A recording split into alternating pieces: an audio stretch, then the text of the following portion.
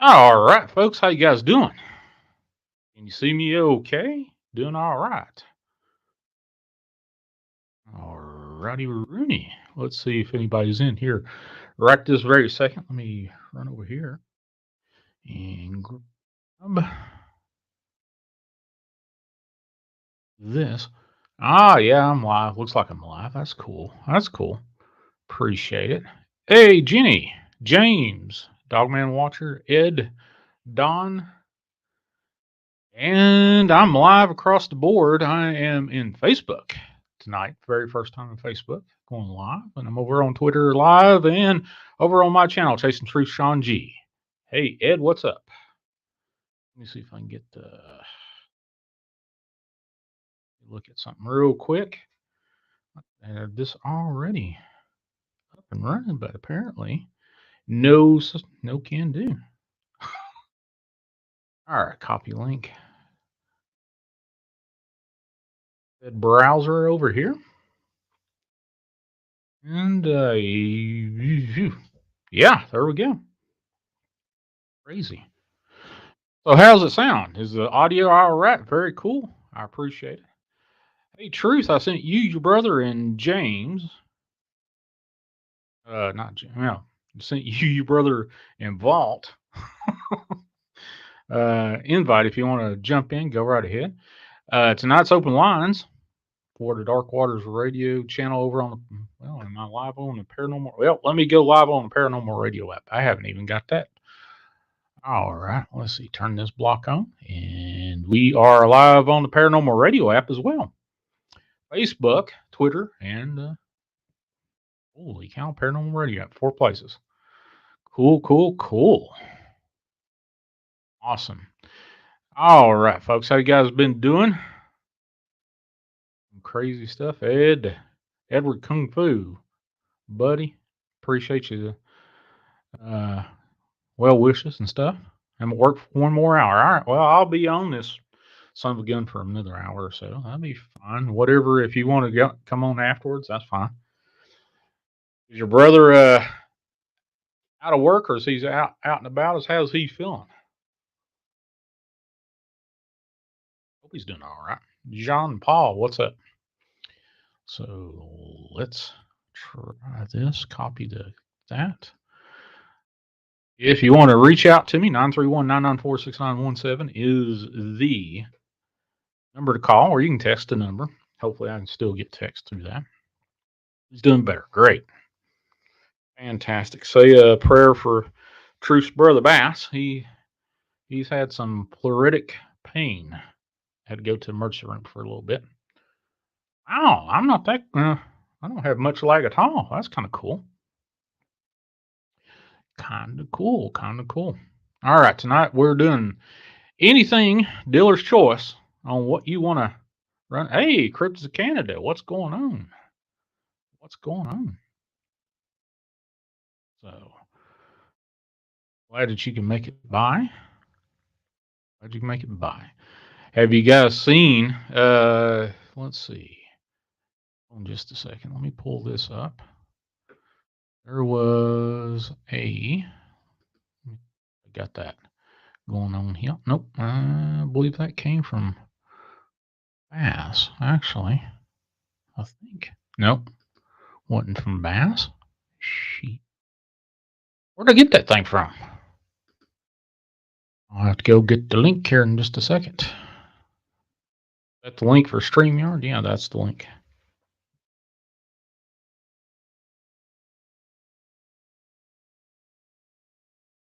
All right. So, yeah. Anyway, so how you guys doing tonight? What are you drinking? I got medium dark roast tonight. Oops.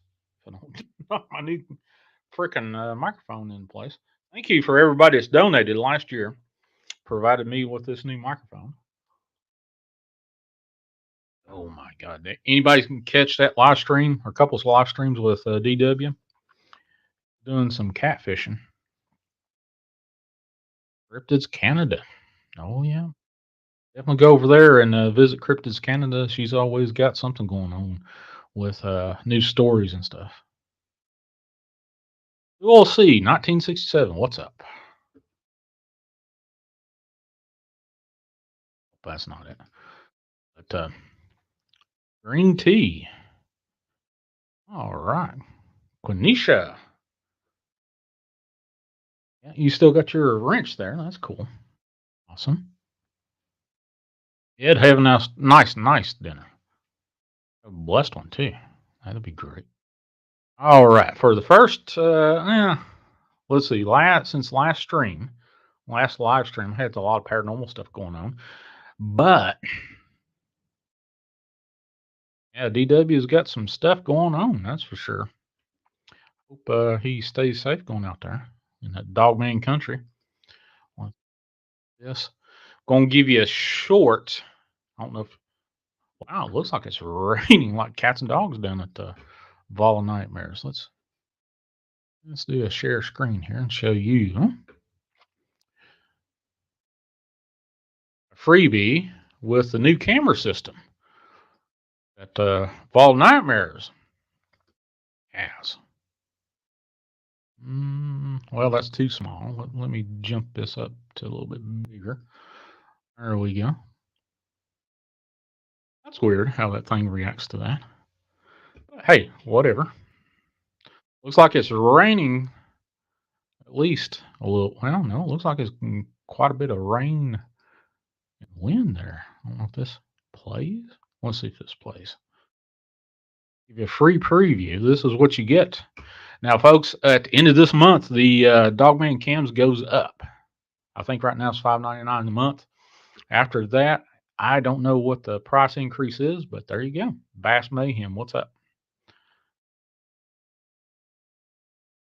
It was a dog pen with the orbs. Well, the dog pen's in the bottom right here. Bottom right there.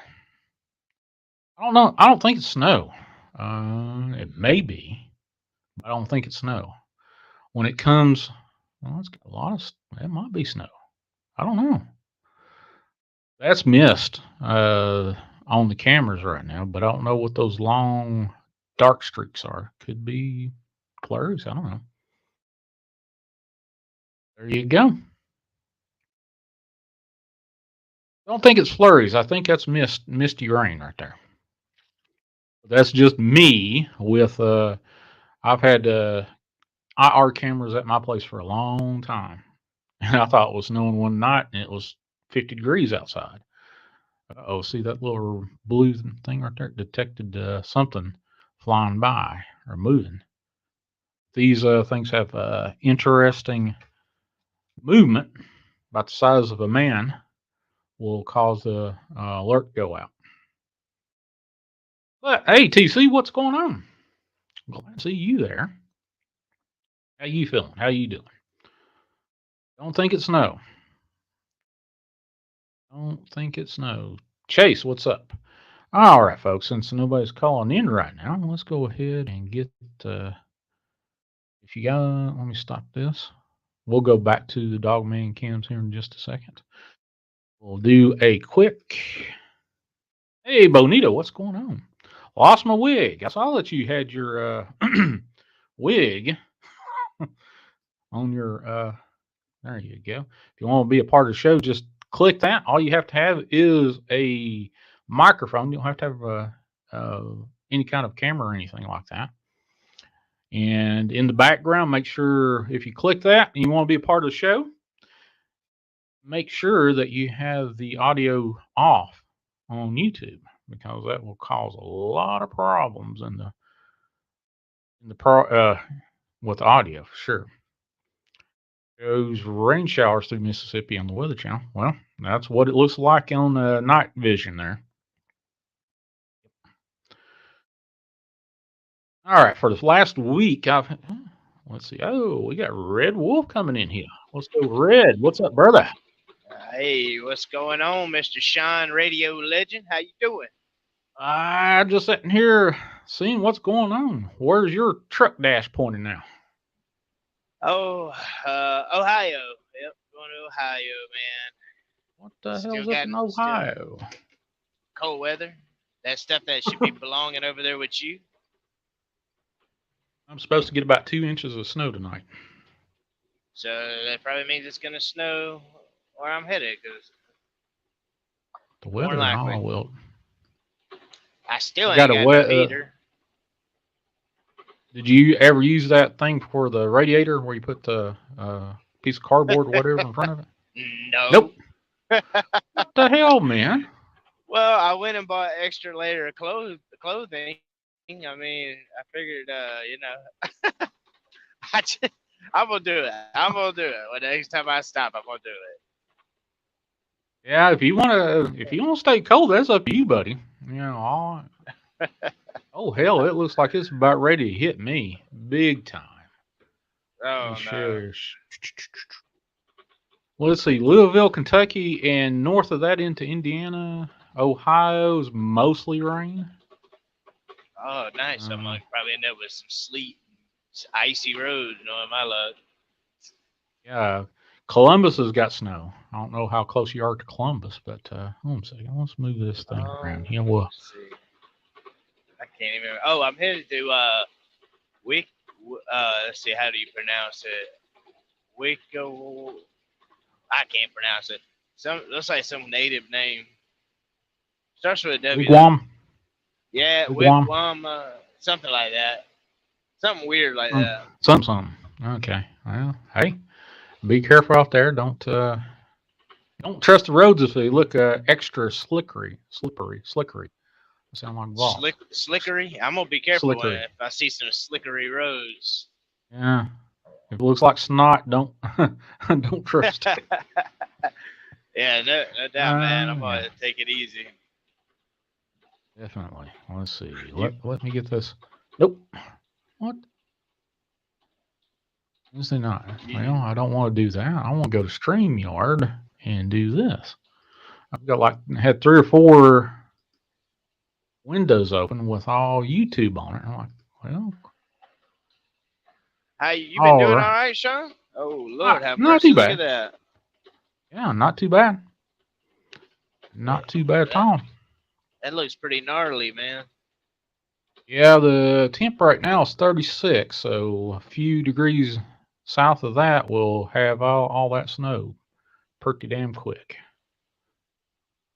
Holy cow. You can see we're up here in Ohio. Looks like it's mostly rain, a little snow up in there. Where'd you say you were going, Winkwam or Wiggy? Where is the Wiggy? Anyway, I don't know why the hell I said that, but there you go. Let's see, Cincinnati. I'm over here. I think I'm hitting a dead spot. That's all right, bro. Feel like a call back if you hit a dead spot. Zanesville. Yeah. I've been all the way up into Columbus a few times. Nice place. Never been to Cincinnati, though. I don't know why I have never been to Cincinnati. Been to Indiana a few times. All right. Oh, wait a minute. We got another Thaddeus Cray. Look at that. Wes, where's your wig at, buddy? I wish I could find it. I think I'm going to have to steal some of your hair and put it on my head. That'll work for a wig. Looks like we just lost Chase there. So what's Maybe going I'll on log back with you, in. brother? I didn't mean to knock the dude off. I'm good. Just taking it day by day.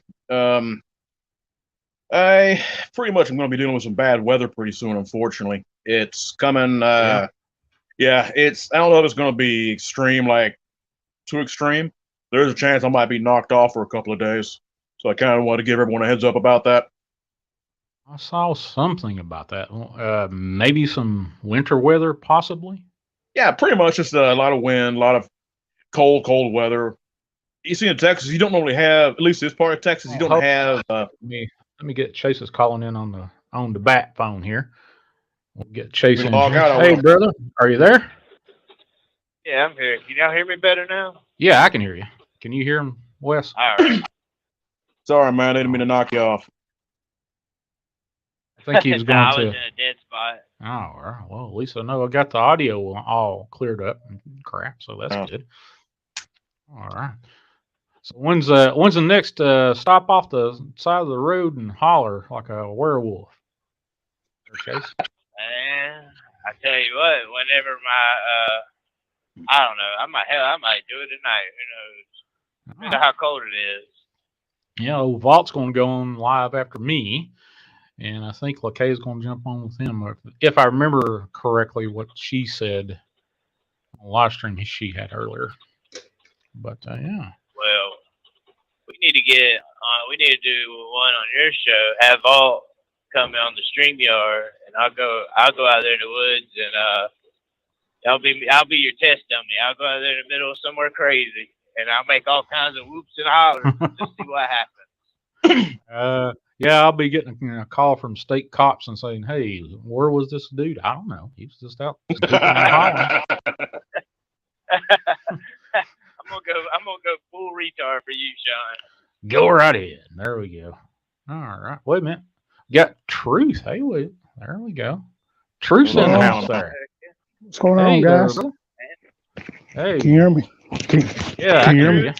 Okay. What's going on, fellas? Nothing much, man. Everybody went to bed, so I got a few minutes. Good. Where are you tonight? Nice. Truth? I'm at work. You're at work. Wow. There you go. Well, yeah. I got you for a couple minutes anyway, huh? Yeah. Everybody went to bed, so I got a few minutes. Cool. Man, there's a lot of us that have smoking problems. You know that? I only smoke when I'm on fire. Oh, hey, Shawn, can I do a little shameless plug here? Go right ahead, brother. The other night, I did an interview with Darkwoods, and we are planning on doing a live Q&A with him probably tomorrow night, because I know I aired it at like a weird time at like 5 o'clock in the morning. So anybody who's gone over to the channel and listened to it, tomorrow evening, I'm planning on doing a live Q&A with Darkwoods, so you guys can come over and ask him questions about his encounters and stuff. What time is that going to happen tomorrow? Probably like 9:30 Eastern time. All right. Yeah, Darkwood's got some good stuff, man. Oh yeah. You see what he just brother posted? sent me that picture from Darkwood's. Yeah, that was me. Let me check. Hey, Truth. You think it'd be all right for me to share that? What's up? Let me see. What I was gonna say is put your information, like your channel and all that, in the chat, and I'll share it with everyone and make sure you get more views. Okay. Wes, how you doing, Wes? What the hell? I'm good. Some days are better than others. Some days are worse, but I'm doing well. All right, I'll do that when I get ready to leave. Holler at me if you want to anytime you need. Not a problem, man. I will. All right. What is this thing that you sent me just a little bit ago? Is that something in a fucking costume or what? Wait a minute. Let's share this. This is off Instagram. So. Yeah, you picked it up. Oh, the thing from Darkwoods. No. This is the last thing you sent me. What was it?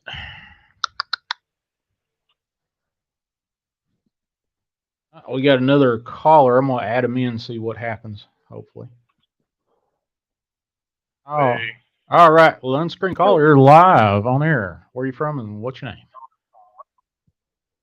Spokane area, and I just want to go by Lily's mom as my name, because actually I don't see ghosts, but my fourth daughter does. Oh, okay. And I've recently discovered Art Bell, like in 2019. I didn't even know, like I hadn't ever heard him when he was alive. But Art Bell, have you heard him? Oh yeah. I've been a fan of Art Bell's for a good decade. I know. So I think I've gone through everything so far, so I'm really grateful for the uploads, and I think maybe that's why your channel came up. Okay, so Lily, my mother, Lily sees dead people, and that's the way it happens. Like a couple instances, she was 3, and we moved from Washington to Utah, and one day she came out and she said, "Who's the man on the floor in the living room?" And come to find out, there was nobody in there, but she saw a man lying on the floor. And what happened was, before we moved in the house, years before, the people who built it the wife's brother had Down syndrome. He got bitten by a black widow. He wasn't able to verbalize, and he did expire on the living room floor. Oh man. Right, and she's 3 years old. Think about this. Okay, and so before she was born, my mother had passed away in a fire in Texas. I don't have it. It just broke my heart to have pictures of my mother up because so I didn't have any pictures, and I have brunette hair, but my mother was blonde. And Lily, I had made my mother this stained glass thing before she passed away, and I was making, Utah's mostly Mormon. So anyway, I was making the bishop the stained glass thing just like I had made my mother years before. And Lily, who's 3, she points up and she goes, my grandma had one of those, but it fell and broke when the fire came. And I asked her to repeat it because I was shocked. Like my mother really did have one of those. And so I called my brother who was in Texas and I asked him, said, tell me about the stained glass that I had made Mom. And he said the fire was so hot that the suction cup, it was this little stained glass catcher, melted and it fell with the house. And Lily knew this. She knew so many things. And so we moved from Utah to Texas. And in Texas, Denton area, the home, this is terrible, but she alerted me to this. The home that we lived in was built either on or near a peanut farm plantation cemetery. And she was about 6 or 7 at this time. But this is when I realized that I couldn't help her, that she said she had to train herself of who not to look at in the eyes. You understand what she was saying to me? Yeah, I have problems looking at people in the eyes of myself. So, especially after my near-death experience. There was dead people. Like she had to train herself who was living and who was spirit. Oh, yeah, I have heard that before. I have heard if they think that Lily's older. Yeah, I think from what I understand, what I know, if the paranormal knows that you can see them and interact with them, they will haunt you left and right. Yeah. So I wonder, so Lily has really blue piercing eyes. And I'm wondering, is it the color of eyes that makes somebody be able to see a different dimension or something? I'm trying to figure out. And she's one of 4 daughters. I have a son too, but so far she's been the only one who has it.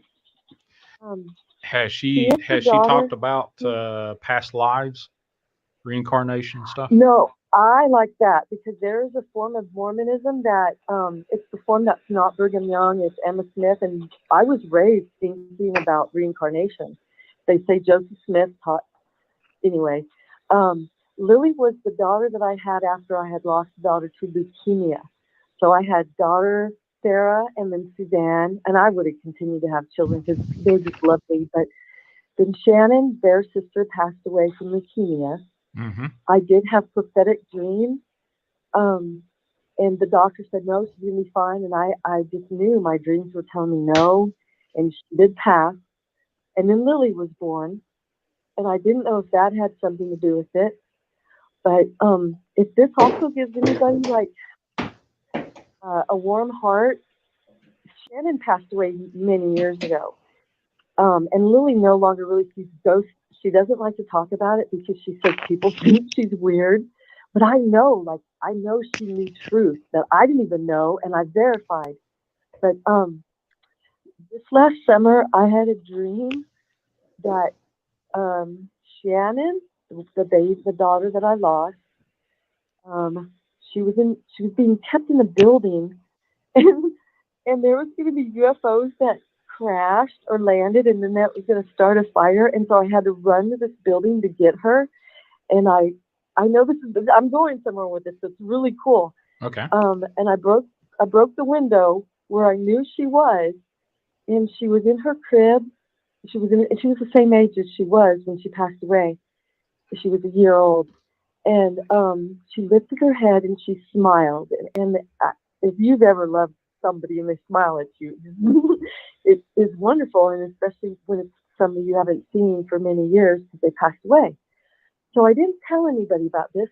And my oldest daughter, Sarah, is married and she lives 30 minutes away, and I don't see her much because she does the ultrasound on people's abdomens, and she, Mm-hmm. So, but she called me about 4 weeks after I had this dream about Shannon, and she said, "Mom, I want to tell you about a dream I had."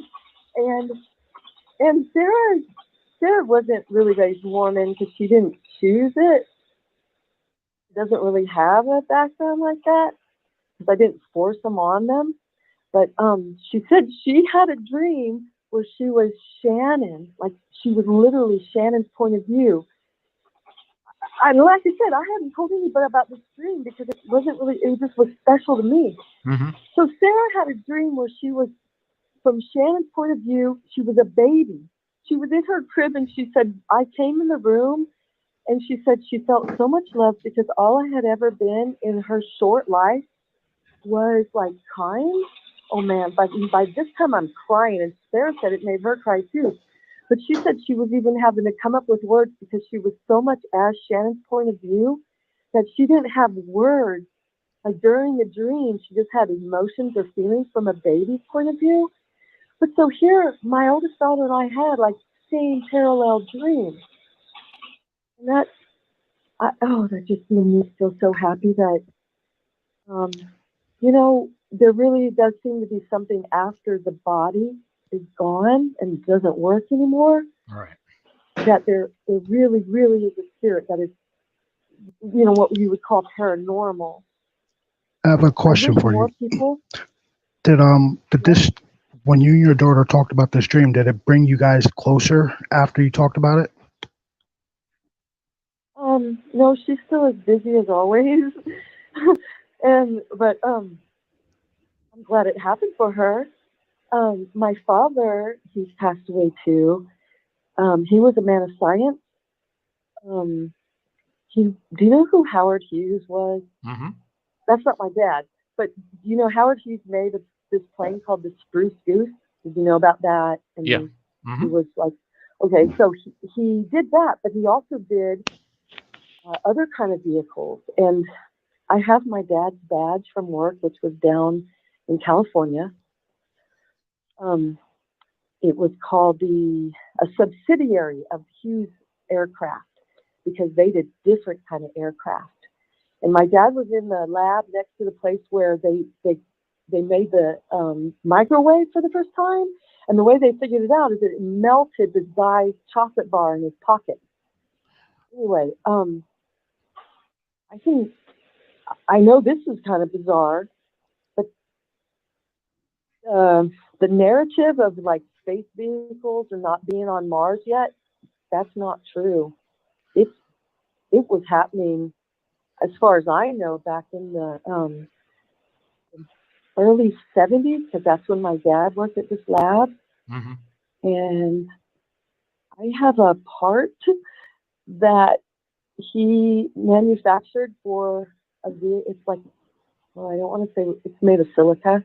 It's so fascinating looking, but he said he got to keep it because it wasn't like, it had to be 99.999% pure because communications, like I guess laser communications were going through this, it's kind of like a cap or a dome. It's small, it fits in a bread box. But, the narrative, anyway, so my dad was a man of science and he didn't believe, and he wished he could, so I started praying that something amazing would happen. He had cancer and he was going through treatment, but it wasn't working out. And so he knew he was nearing the end of his life. And I was in Texas going to school at this time, and he was in Spokane. And I had been praying, like I said, that something magical or amazing would happen to him, that he would that he would be exposed to like what I've been exposed to, where there's not traditional answers for it. So anyway, I'm down in class and I see his number, and so I step out of class, and he said there's a movie that I hear you should see, and this is just like 13 years ago, and we're 2,000 miles apart, and I just say, I go, what the bleep do we know? And that literally is a movie. That's a movie about physics. And I can hear him like moving this bedside table over because he's in the hospital. And I can hear him moving the table over, and he gets his wallet and he pulls out this slip of paper and he goes, how did you know that? And when he passed away, I did find the slip of paper in his wallet that had that movie title, but that was one thing that happened. And maybe it was because I had been praying. I'm not sure, but I was glad it happened because it did show him that there's things that you can't explain traditional thinking or logic. Yeah, anytime you try Some of my to stories. put the universe into a box, like science tries to do, tries to explain it. They can't explain everything, that's for sure. I came from a background of science, medical science, and I can honestly tell you, I've seen that stuff change with the wind, change with just because of ego, money, definitely. What But do you mean? What do you mean? science and medical field is who's holding the purse strings. Oh, yeah. Yeah, You yeah, are yeah. correct. Totally correct. Yeah. Prayer. I'm not Did you talking. see that study where they had three groups? A group that was being prayed for and they knew it, a group that was being prayed for and they did not know it, and a group that was not being prayed for. And the two groups that were being prayed for, their healing, and this is from doctors, was more pronounced. Did you know about that study? I've been aware of that study for a good decade. That is Do true. you, Absolutely, do prayer you works. pray? Absolutely. Do you I want to pray pray? before and after every show. Well, when two or more are gathered in His name, like it's really powerful. It's like if you want to pray, and I'll listen along, and I can even maybe you would open the door to many people that are going to hear this to be exposed to like something supernatural, something that they need, to sustain their spirit. Mm-hmm. Yep. It does. It works. I usually close the show out with a prayer while I'm live on air, and I pray right before I come on. Oh, I So- didn't know that because this is the first time. Yeah. I have a Well, quick question about your 3-year-old. Yeah. Okay. Has your 3-year-old exhibited any other abilities other than seeing people? Well, she's now not 3 anymore. She's now 24. Sorry. Yeah.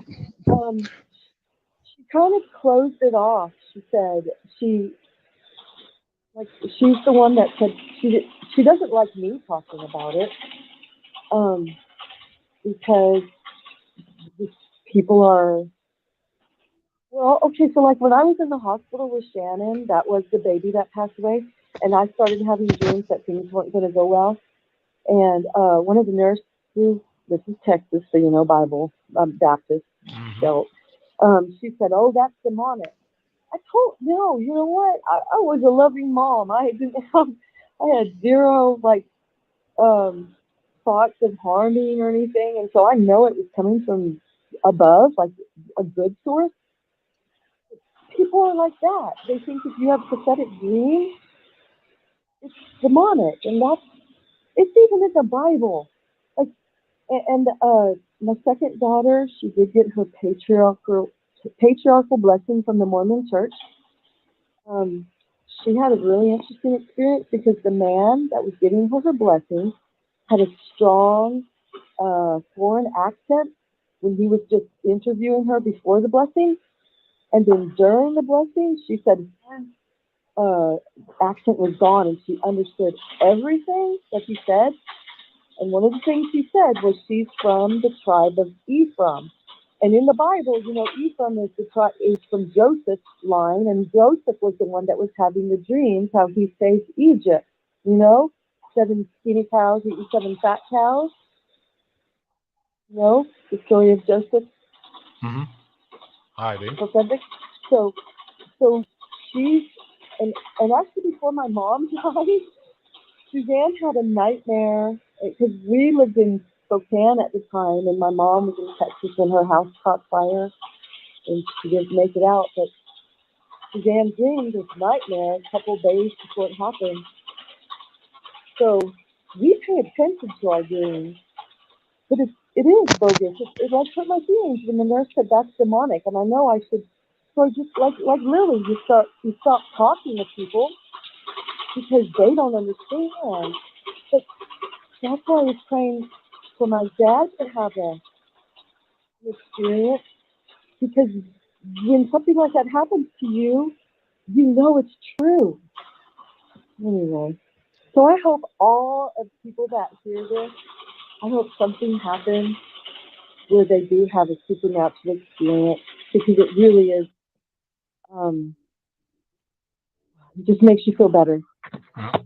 Sorry about that, Chase. I had to hang up on you because that background was driving me nuts. Apologize for that. But, all right. So, Lily's mom, what other than your child at 3 years old, now is 22? What other aspects of her abilities to reach out and see the ethereal, see the other side, has she manifested? When she was young, like 6, and we lived in Denton, she's gorgeous. She does not look like what she thought she should look like. She's in life she's fair skinned with very blue eyes and strawberry blonde hair.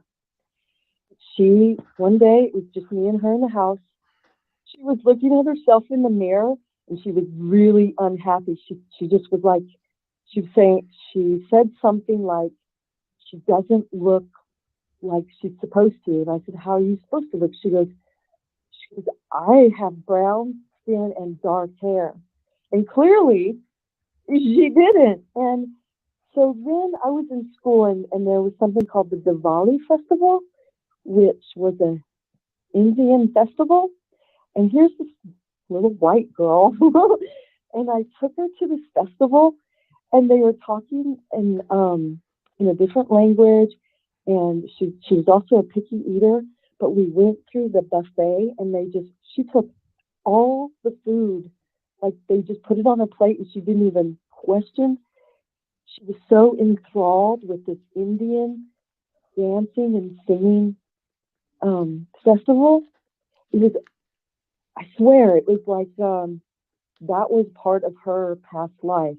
Right. Wow. That's just, yeah. Lily, she was born December 29th, if it matters, like when you're born. She was born in Coeur d'Alene.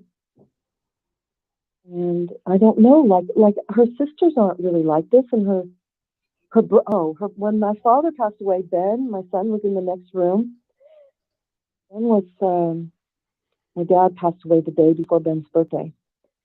And I wanted to be with my father. I did have a dream. Like, I dreamed before he was sick, and I called him to say, there's a problem. Anyway, so I did have dreams throughout that. But my mom had said her mom passed through her when her mom died, even though my mom was in another room. And so I wanted to be around my father because I thought he'd pass through me. And I really loved my father. But he didn't pass through me. He passed through Ben. And Ben, when he was like 10, Ben made this Tesla coil. Ben knows how to work on cars. It's like he said in an instant, and this is after, like my son was, how old? 2000. My son would have been turning 9 the next day after my father passed.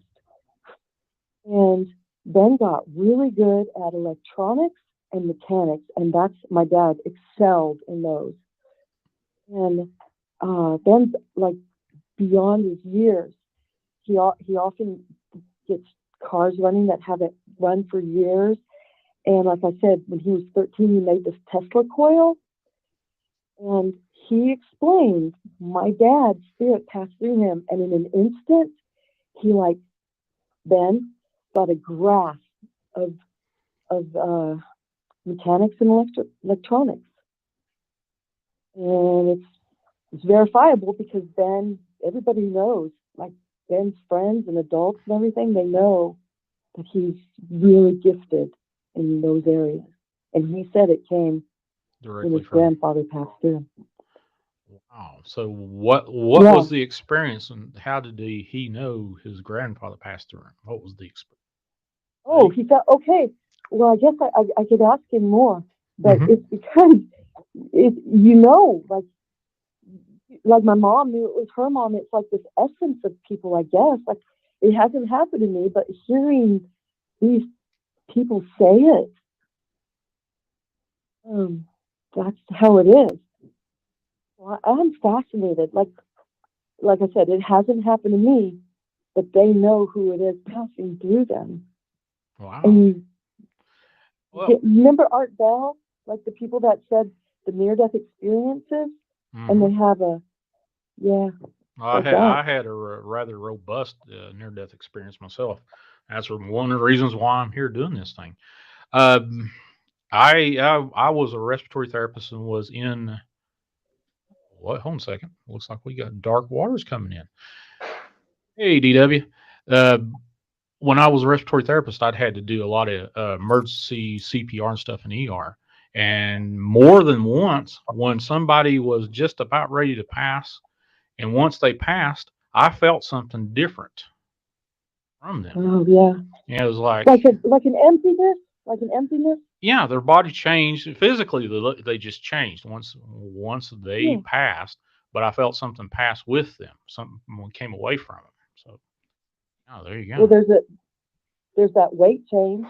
The way that I knew my father, so I had called him because I had a dream. Here's what it was in November.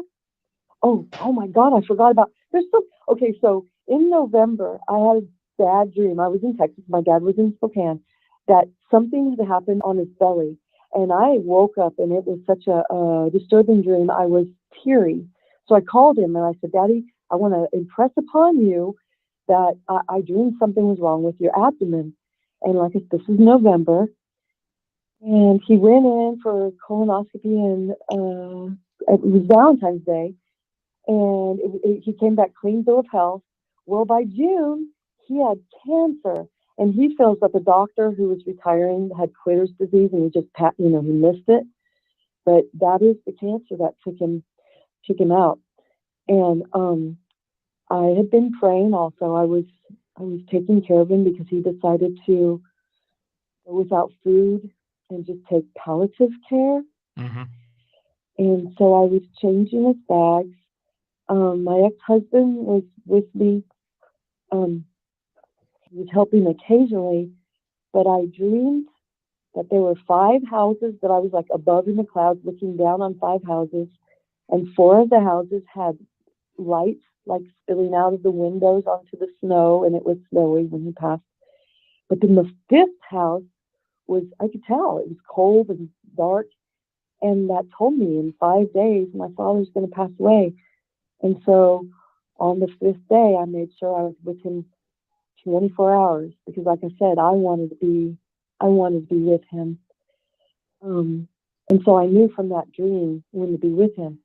But fast forward, he passed away in 2008. Daughter number 1 was, she had 2 children, and she called me and she said, "Mom, I'm pregnant." And this is number 3, right? Well, Mm-hmm. I had a dream that my dad came back.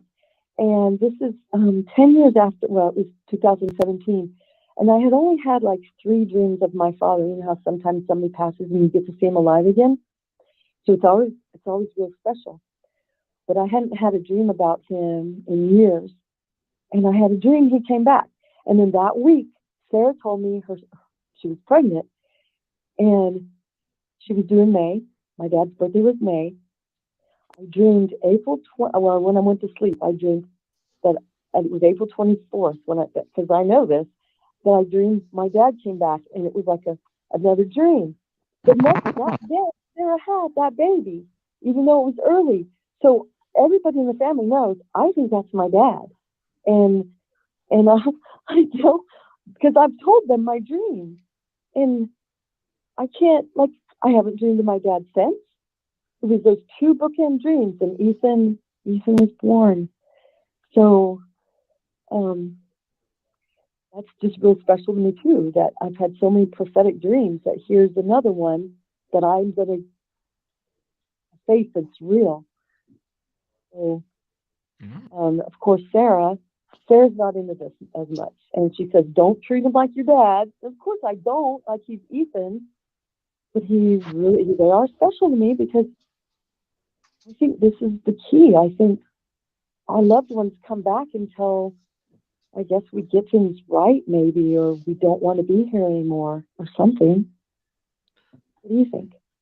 Well, once I had my near-death experience, I wanted to come back. I'd argued to come back, but I don't see people wanting to come back unless they have a specific reason to come back.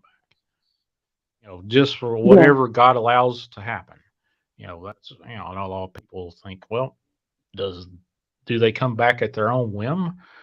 Well, I believe if God allows it, sure, why not?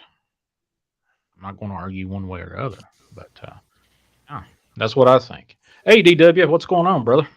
What's up, man? What's happening with you? I've just taken calls and got a few people. Is my mic sounding crazy? I'll let you go. Oh no, you're good. You're good. Before she goes, talked about your near-death experience. Go ahead, DW. Well, no, I was gonna let. She was asking you about your near-death experience.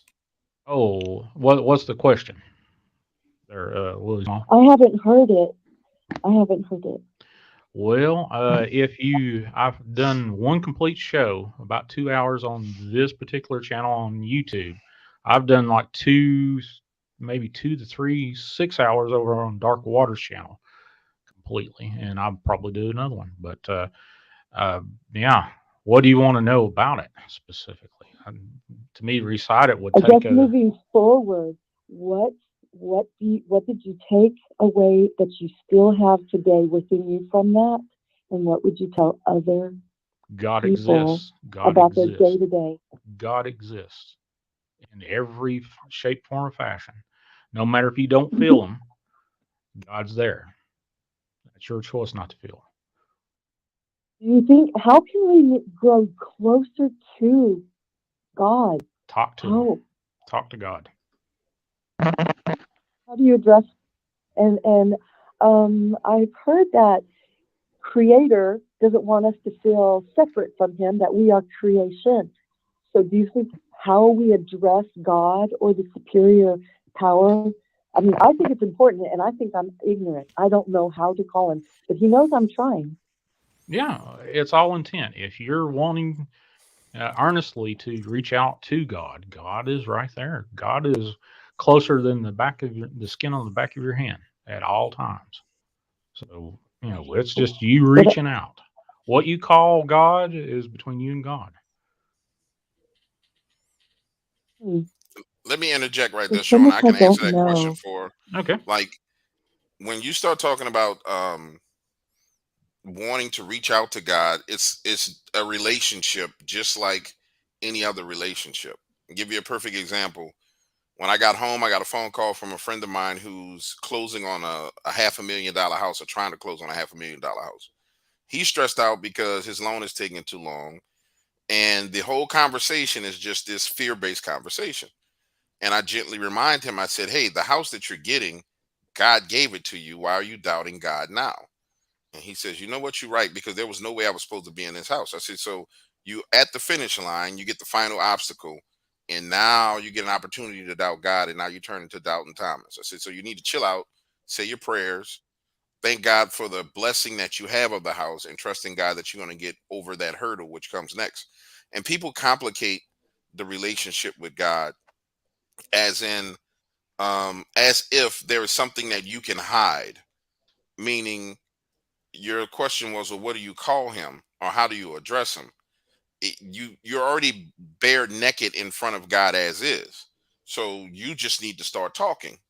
For me personally, Oh every yeah, okay. I dedicate, an hour right after sunrise to reading my Psalms and praying to myself. And when I address God, I talk to God like a son talking to a father. And I say things like, God, I don't understand how this can be this way, why this is this way. I feel like this is wrong. I feel like this is what's going on. I address my personal issues and repent more every day, because I'm really not a good person. I'm going to have to keep repenting for the things that I've done. And I always try not to fall back into my old ways. So, and as you just start to communicate in your own way, then God will start showing you little small things. And it's really in as this kind of golden thread is weaved around you in life. At first, it seems like insignificant things, but then those things kind of compile, and then you realize, wait, there's a gold bar here. No, there's a kilo of gold sitting right here. There's 5 kilos of gold sitting right here that God has given me. So it already sounds as if you have a Oh, I gifted child. understand. God has been so gracious to me. Like, and that's one thing I'm trying to do every day is thank Him for my shelter, for my food, for water. Like, these are the things that are important to me, and I have them. I've had them every day of my life. So I hear you. And one of the best things I've heard lately is reminiscent of what you just said about relationships. It is not a religion; it's a relationship. That's that's yeah. Thank you. That's what it is, sister. I That's will. exactly what it is. God bless you. Okay, the animal spirits. Can I ask you guys a couple of questions about this? Because I live in the Spokane area, but I live further. Like I I I'm pretty rural. And then I've seen moose. And the other day I was about a half mile from my house in the woods, and I saw what I thought was a Safeway bag blown into the woods, but it wasn't. It was a white bunny, and this was 2 days before the snow fell, and it was a white bunny. And I wondered, like, when you hear about C.S. Lewis and the screw tape letters, and what did he know about? And he was also the one that wrote Alice in Wonderland. I think that's a parable, because I think he was a really good man, because he does write that book about trying to reveal who Satan is. So, like, if you want to reveal who Satan is as a bad person, that maybe indicates that you're a good person. So that's what I'm basing this on, C.S. Lewis. And I wonder, this is something that I've been struggling with, because the Native Americans believe that when you see an animal in the wild, it brings you a message. What's a white bunny right now, especially in the terms of what's going on with the medical field and how bunnies are like sweet? Do you guys understand what I'm saying about the Native American messages that animals bring you? And animals are from God. Like, Nah, you lost me with that one. I So, so I'll pardon tell you what. My wife and my mother have both talked about this subject. As far as, all right, so like with my mom, a red canary always shows up, and she believes that's like it always shows up at weird times, and when it does, it is directly having like communication with her as far as like a connection. Like it'll stay in the window and stare at her, and she thinks it's a connection to her father.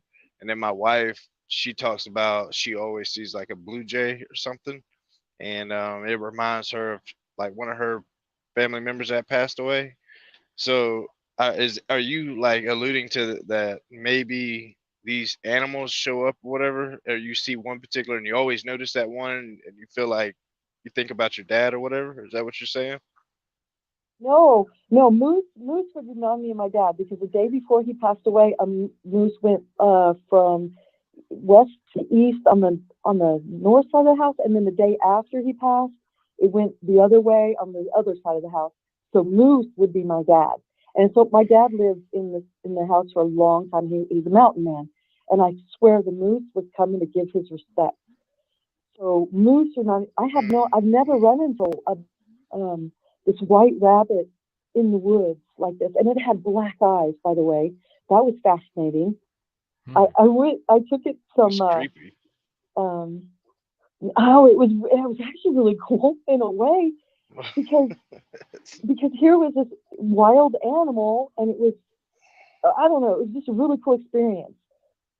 Especially when you're in the woods, and as a human, animals tend to avoid you, so you don't see a whole bunch. But so this white bunny, because I don't know what your stance is. Either one of your stances are on the vaccination, or what's going on, if you're a yay or a nay. Can't really talk about vaccination on YouTube. That's one of the things you just don't touch, because they'll automatically strike you and then remove you, and you're done. You can't go back online anymore. So unfortunately, you can't talk about that. Wow. That's just part of the rules. Yeah. You have to go to CDC and research what they think is what you need to do. I'm just saying that out loud. I personally don't care. I would say pretty much anybody that takes the time and actually researches it, you'll find out what you need to know. Just research. Just research. Yeah, and look up the ingredients and go from there, and then dig deep into it, and you'll find out what you need to know. I'm with you on doing the research, which is why I've come to my conclusion, which I guess we can't talk about. No, unfortunately, I'm not going to allow that on air. That's about as far as I want to go on YouTube. But, yeah. Well, it was nice telling you guys about my supernatural experiences, because it's real, and I look forward to the next one. All right. Well, I'm glad you found it. Yeah, that's why I wanted to get closer to God, because I swear that that is the source of all God is things definitely good. the source of everything. No matter even the folks that don't believe in God, He's the source of everything in that person's life.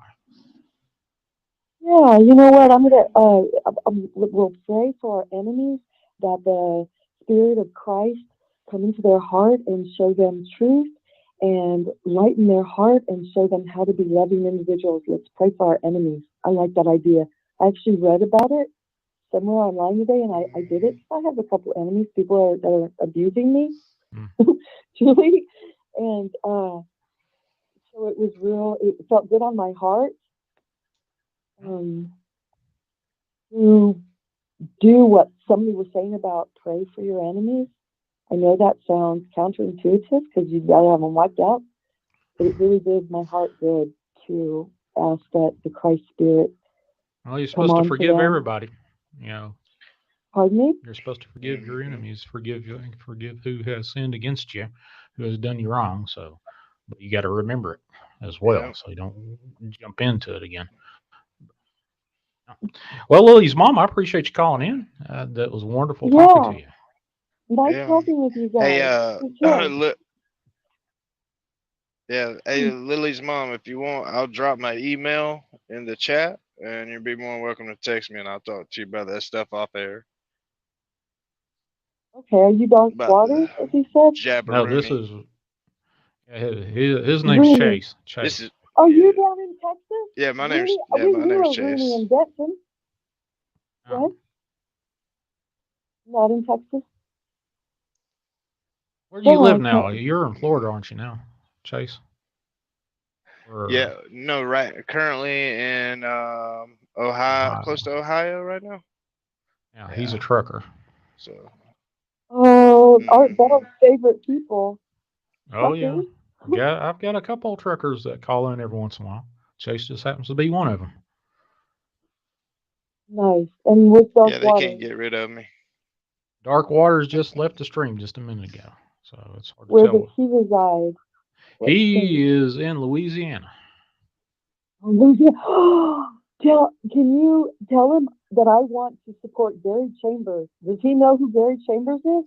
I'm sure he's pretty thick with the politicians down there in Louisiana. So I'm sure Give Gary Chambers a plug. Oh, please. I wish I could vote for him. I know that if I come into some money, I'm going to send him money. Because, okay, so do you think, can you talk about marijuana? I try to shy away from it. I don't begrudge anybody anything when it comes to anything like that. You know, I'm not a fan of marijuana, but I know if my late brother wanted to smoke it, I wouldn't care one bit because he passed away of cancer. You're late. But you know, hey, I it is know, what it right? is. My It is. father, I think, would have been here if he was able to do something with his appetite. Because, you got to keep your strength up. Right. And Sure every enough. leaf and seed, I was taught about this in the Mormon book. Every leaf and seed is made for the domain of man. So I remember asking my bishop, "Hey, why can't you smoke pot?" And he said, "Well, you have to follow the law of the land." Well, guess what? In Washington State, it's legal. So that's kind of fun. Well, it's not really legal. It may be legal in the states, but feds has got it illegal. So no matter where it is legal in the states, feds already got it illegal. So unless that changes, it's still illegal, 24/7 across the United States. Exactly. That's what, it just seems it goes against God. I swear that goes against God. Well, as a man, it's a law of man. Unfortunately, that's just the way it is. That's when you know, though, that we are in a corrupt network. When God's creation can be subverted by man. Yeah. Nothing man has done can beat what God has done. Okay. About chirality. Do you remember what the Thalamide did to babies? You lost me there. I don't know. Okay. Have you seen the people that are they don't have arms, but their hands are like connected right by their shoulders? Oh, the birth defects. Yes, I've seen patients like Yeah. that. Yeah. Okay. Phthalimide, there's of course there's natural ingredients, natural substances, and then science tried to replicate this ingredient for morning sickness. They messed up on the orientation of the molecule. It really makes a difference. That's about chirality. I guess what they say is the universe. And I hope you have somebody call in on this. Man, I'm going to get off so somebody else can, like, tell. I hope that chirality, where they reversed the molecular structure to the opposite and it fouled people up. That's what created the problems with phthalimide. So if you Google chirality and phthalimide, it will talk about this. And where this is God's substance was perfect. Man fouled it up. Well, appreciate you calling in, Lily's mom. Yeah. All right. Thank you. Thank you. God bless. God bless. Hey, did Hey, y'all what's going see? on? What's up, fellas? What's up, Shawn? What's up, Dad? What's up, homies? What's Did up? y'all see What's up, man? anything on the camera when I was out there? Because my son just called me and he was like, "Yo, pops, you need to go back and look at that video again." And I'm like, "What you talking about?" He's like, "You could see the dude in the bushes." I'm like, "Nah." So I've been trying to go back and find it. I'm trying to get him to send me the exact spot. I definitely saw a deer out there. But according to them, he was in the bushes, which is crazy. Really? Yeah. Yeah, I was listening to you. I zoomed wasn't in. really paying attention to the video itself. I heard the audio, but I didn't watch the video too much. Man. Yeah, I you were don't- talking. Wasn't you talking about? Wasn't you talking about a dude was out on the levee walking? He had a backpack and everything. And then you was zooming in. No, this was like an hour ago. This was at night.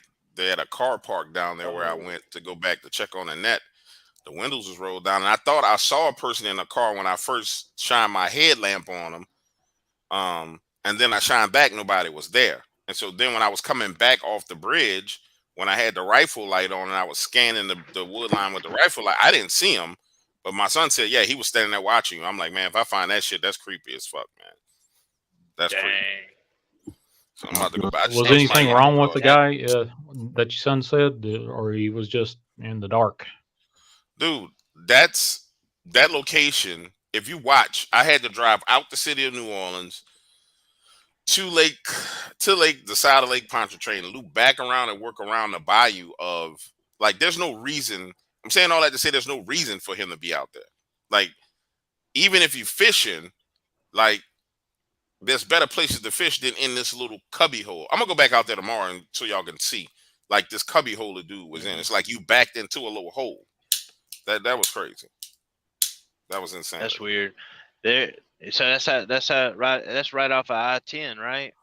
That's off 10 right before you get to right after you pass Irish Bayou. So where the Six Flags is, that off ramp, right there past it, is that around the same area? It's before that. It's like if you coming from Okay. Slidell, it's before you get to Six Flags. It's swamp. That's all it is. It's just swampland. Okay. Yeah, It's I was out there in Slidell not too long ago, and these guys were trying to get me to howl and get attacked by something. They were setting me up, man. Really? Oh yeah, Shawn, and you were on there, wasn't you, Shawn? And Vol, they were like, "Yeah, go out there and start howling." Was that behind that Walmart? Trouble, bro. Yeah, behind the Walmart, Slidell. Yeah. Man, I think we got a new segment where they're gonna send me out and get me to do crazy stuff, go full retard, bro. What? Who Dang. talked you into that? Yeah. Oh, I talked Me. myself into it. I just randomly started doing it. Yeah, but Shawn too. That's I started randomly do it. Then every time Shawn's like, howl for me or let out a hoop.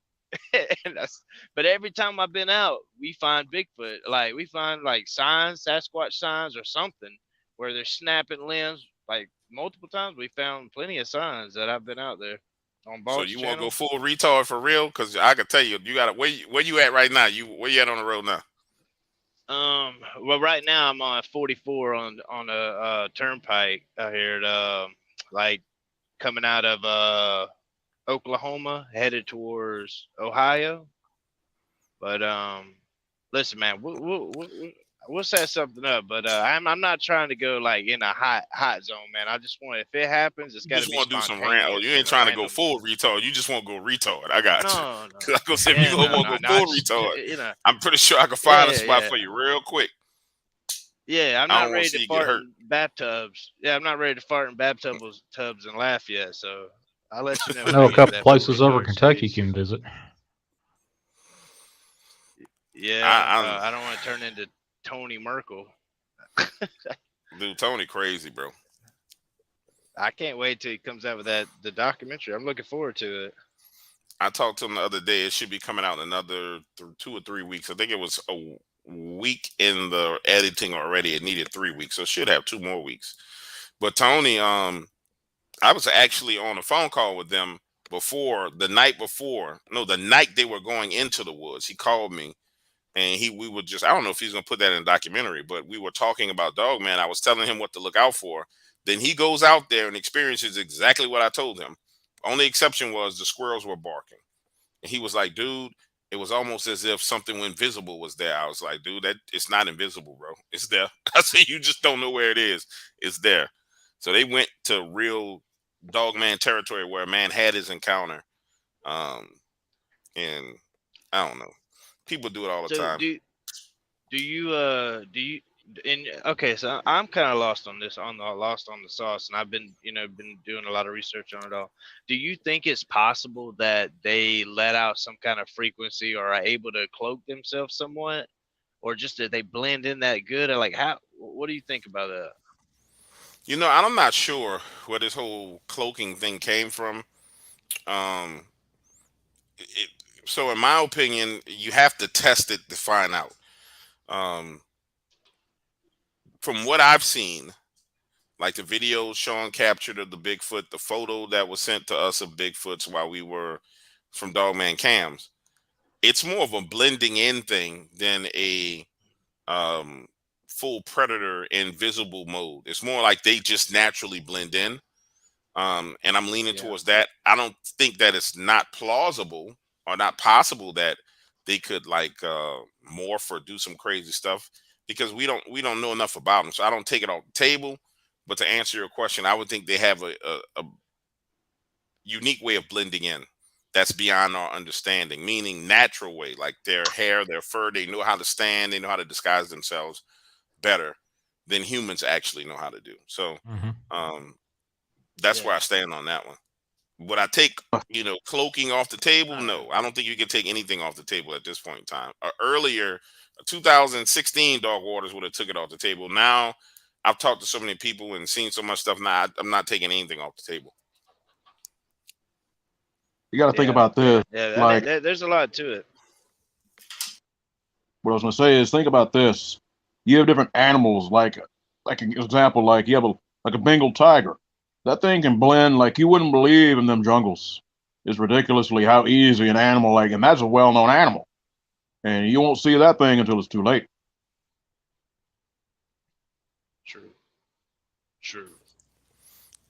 So I think it's easy. I think it's safe to say, they have the ability to blend in, probably beyond what we can comprehend. And just the camera project has shown that. Yeah.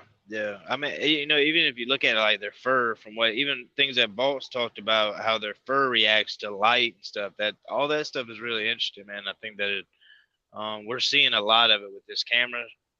This whole thing you got going on, man, and everybody in the family's got going on is, I can't wait, man. Like we're gonna blow the top off of everything out here. No, I think it's gonna turn out good. We got a lot more work to do when it comes to that. I don't know.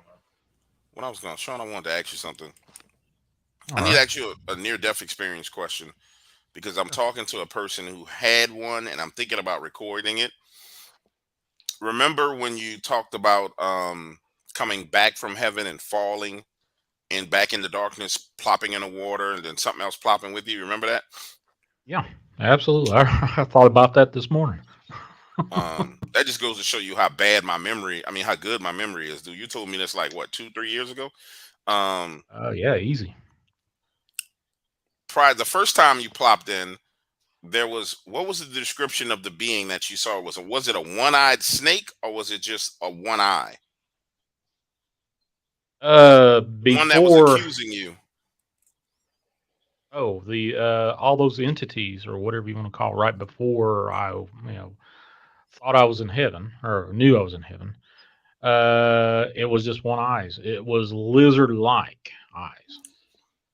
Okay, but it was just an eye. There was no body. No, there was no body up until the point where I saw the opal. And then after once they finished, or I got to the point where I got tired of them asking me stupid stuff like, well, why didn't, at 5 years old, why did you bend down to pick up a Coca-Cola bottle cap off a train track when I was 5 years old? Somewhere around then, I was like, why in the hell would I even think about that? I'm 5 years old. I picked it up. I thought it was cool. And then I said, started cussing at that point, and all those eyes went away. And then two remained, looking through an opal. And then it kind of coalesced into a lizard-like creature. What she's recounted to me is extremely similar, except for it was two-eyed creatures that were lizard-like that interrogated her, like literally interrogated her, every aspect of her life. And they stopped once she got kind of disgusted and angry, and they seemed like they got afraid of her. And it was making me think that, I don't know if I want to speculate on that, but nonetheless, what I find amazing is it seems as if once they're challenged, they back off. Like they know they don't have the authority to do what they're doing. And then once you stand in your authority, they back off. And that was kind of the way she described it. And I was just wondering if I was remembering what you said to me correctly. So I was remembering that correctly. Well, they all scattered and disappeared except for that one lizard-like thing. Once I said, in God's name, why is this happening? I'm dead. Why is this happening? In God's name. And then just went. Were they scared of me? That one lizard was definitely scared of me. It wouldn't wouldn't converse with me or anything like that. Once I had enough of them and used God's name, they were gone. Yeah, that's amazing. I think I'm gonna do her story. It's hard to vet a near death experience because there's so few of them, and then the only person I really have that I can 100% trust on their experience is you. So I have to kind of come back and check with you. But yeah, this is Sounds wild, pretty man. similar to what I had. That's actually, I'd love to talk to her. Just I've been hunting for somebody that had a similar experience to that. I've talked to probably 18 people. A couple of them, I'm not exactly sure if I 100% believe that they had one, but I've noticed that, and a whole lot of people have even close to what I experienced. But then again, it's all individual. Yep. Yep. All right, that's what I wanted to know. I'm gonna hop out and let you guys get back to it. Chase, you be careful out there on the road, man. And I will. and I catch up with you guys later. All right, Wes. All right. Hey, DW, I'm gonna have Yeah. Vault send you my number and whatnot. I want to talk to you about some stuff with financing and stuff. All right. Make money. If you guys saw my community tab, I'll just say this if you're listening. I've been playing this game called Upland. It's a cryptocurrency game, but it allows you to like buy property like Monopoly. And you can pull a little bit of money out of that. Like you go in there with like 50 to $100. You can, if you do it right, you can pull back out 500. So That's exactly what I want to talk to you about. that's what y'all need to take a look at. All right, man. All right. I'll catch up with you guys. Later. All right. Take care. All right. What's up there, Wes? And what I was trying to come up here before was I wanted to go ahead and say to anyone who does not know, there is a new Reddit group which is dedicated to the DW family, and it is called Certified Dogman Encounters. It is from a CERT Dogman Encounters, but the end, instead of an S, there's a Z at the end of it. Feel free to join it if you want to. It's free to join. You're gonna have to ask me if you want to post anything to keep the hot pockets out, but believe me, I'm pretty open on that, and I'm more than willing to have people share their experiences. I wanted this to try to kind of like be for the family, Right. Sounds That's good. cool. That's cool. And he put me as a moderator, which I'm like, what in the heck? I've never moderated over on Reddit, so I have no clue what I'm doing. It won't be that It's gonna difficult, be believe me. Okay. No worries, it ain't gonna be difficult. I'll show you. I'll probably ban everybody, and then they go, why the hell did he ban me? I didn't do anything. I just miss a little. It's all good, man. I just kind of want to put that out there, and also I am also kind of curious to who else wants. I've done a couple of things on cryptids. I want to know what else needs to be listed up there so I can put that out. Have you done one on Glimmerman? I keep hearing that dropped every once in a while. I'm gonna look that up. That's gonna be the next one. I plan on putting that up next. Strangest one I had a call on was it looked like this. It was a clear entity, but it had black streaks through it like oil, black crude oil coming through it. If I remember correctly, it was such a strange thing. I was like, wow, okay, that's weird. But no, I just wanted to put that out there. I'll say I might be, like I said before, I might be off. I might be offline for, I don't know. Depends on how bad the weather's going to get in the next couple of days. Yeah. I kind of spread the word about that. I want to just letting everyone know, but I don't think I'll be off, but I could be. So I'm just kind of putting that out there because the weather is going to be very bad down here. Yeah. Okay. Hey, we got an unscreened caller calling in. What's your name? Right. Where are you from? This is Chicken Whisper. Hey, Chicken. What's up? How brother? y'all doing? Doing all right. What's up, chicken? I got a little echo after my voice. It's like I keep on hearing myself. It's gone now, thank God. Hey, Dark, and hello, everyone in there. We got Chase, and then we got Thaddeus Cray, Wes in here, then me, then you, Chicken. What's going on with you today? Okay, I thought Dark Water's still in there too. It's hard to keep up because the way my phone's doing, I'm going to have to go home and listen to the show on my wife's phone. She still got the fast data. Mm-hmm. But this just streams for like maybe a second or two, and then it's like buffering for 3 or 4 seconds, and I mean, y'all can't even say a whole sentence, and I hear it. You know what this phone is. I just remembered a few more things. I figured I'd call in. I don't know if what your conversation is or anything. I heard a little bit of it when you picked up, though. Yeah, it's an ad lib right now. It's just Pretty much. Dealer's choice. Okay. Well, hey, Chase. Hey, Thaddeus. Great. How y'all doing? What? Good. Doing good, man. It's good to hear from you, chicken.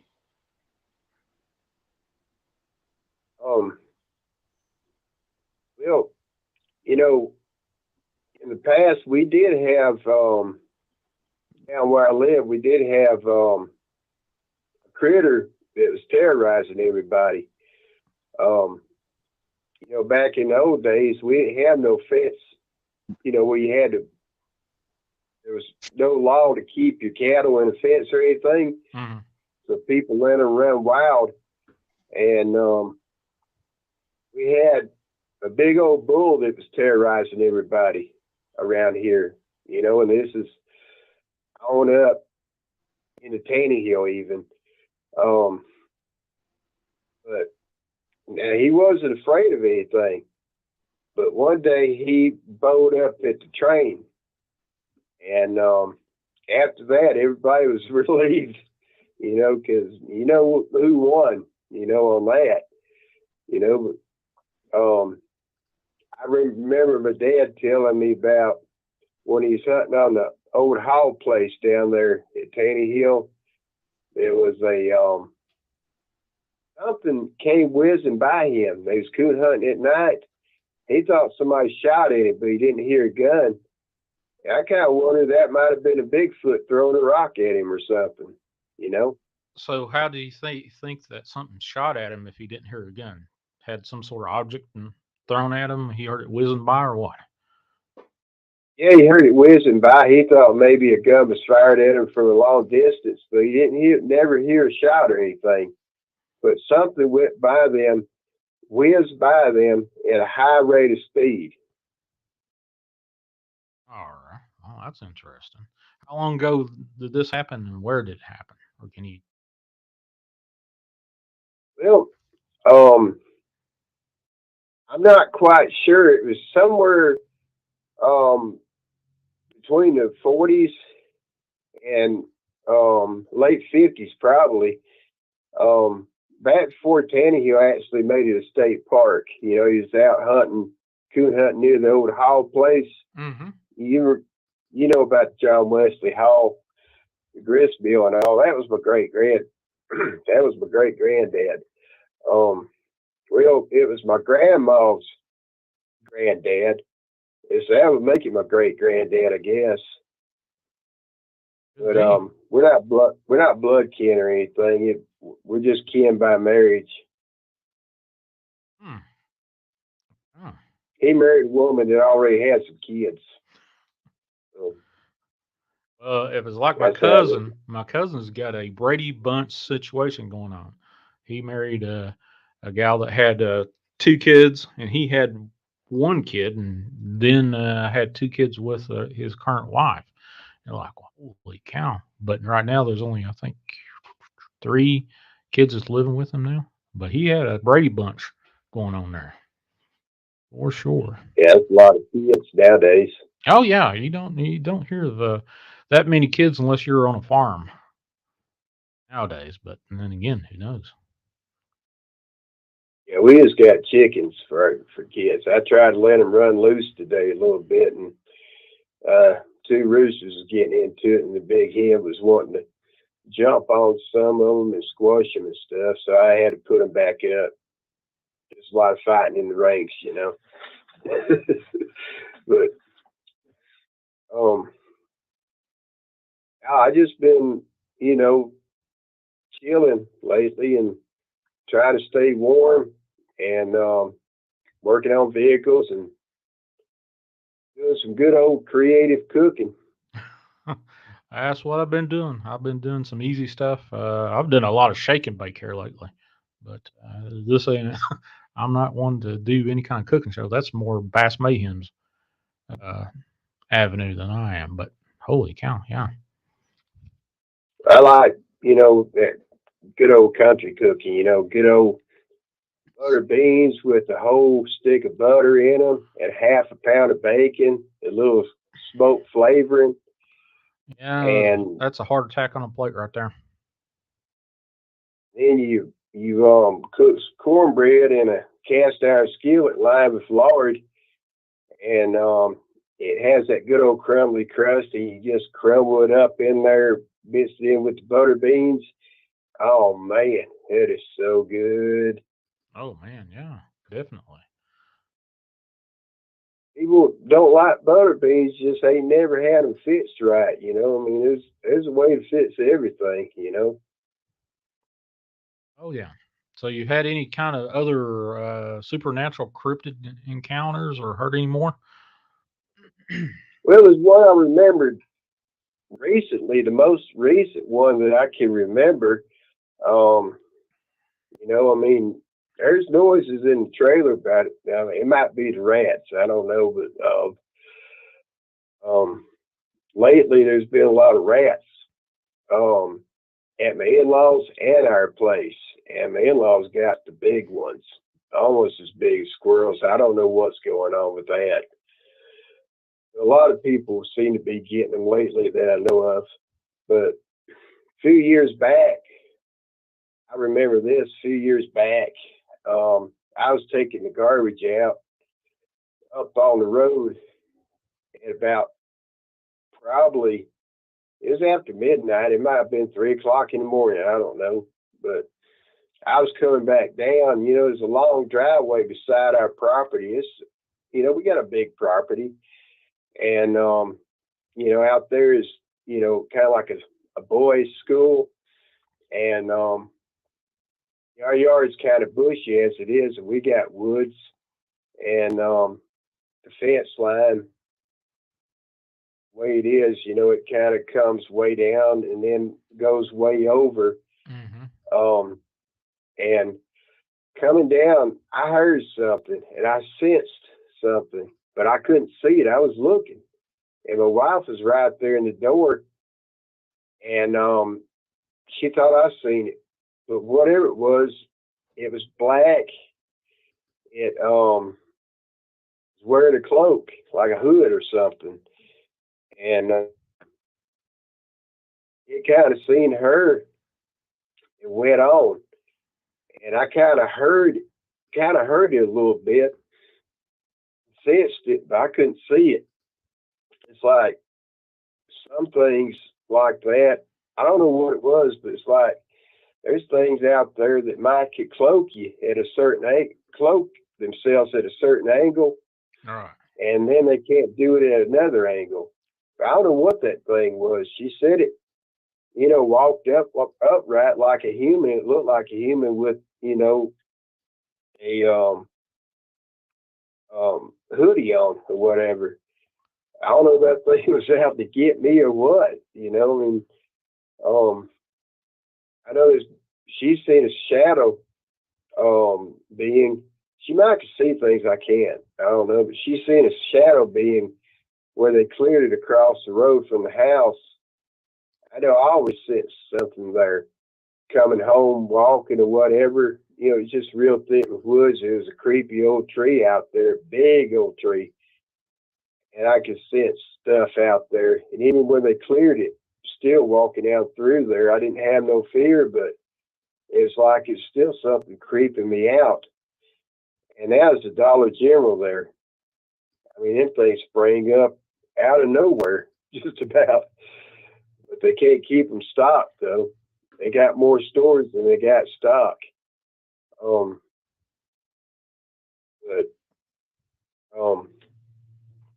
I don't know if that was what that was, that shadow being or what.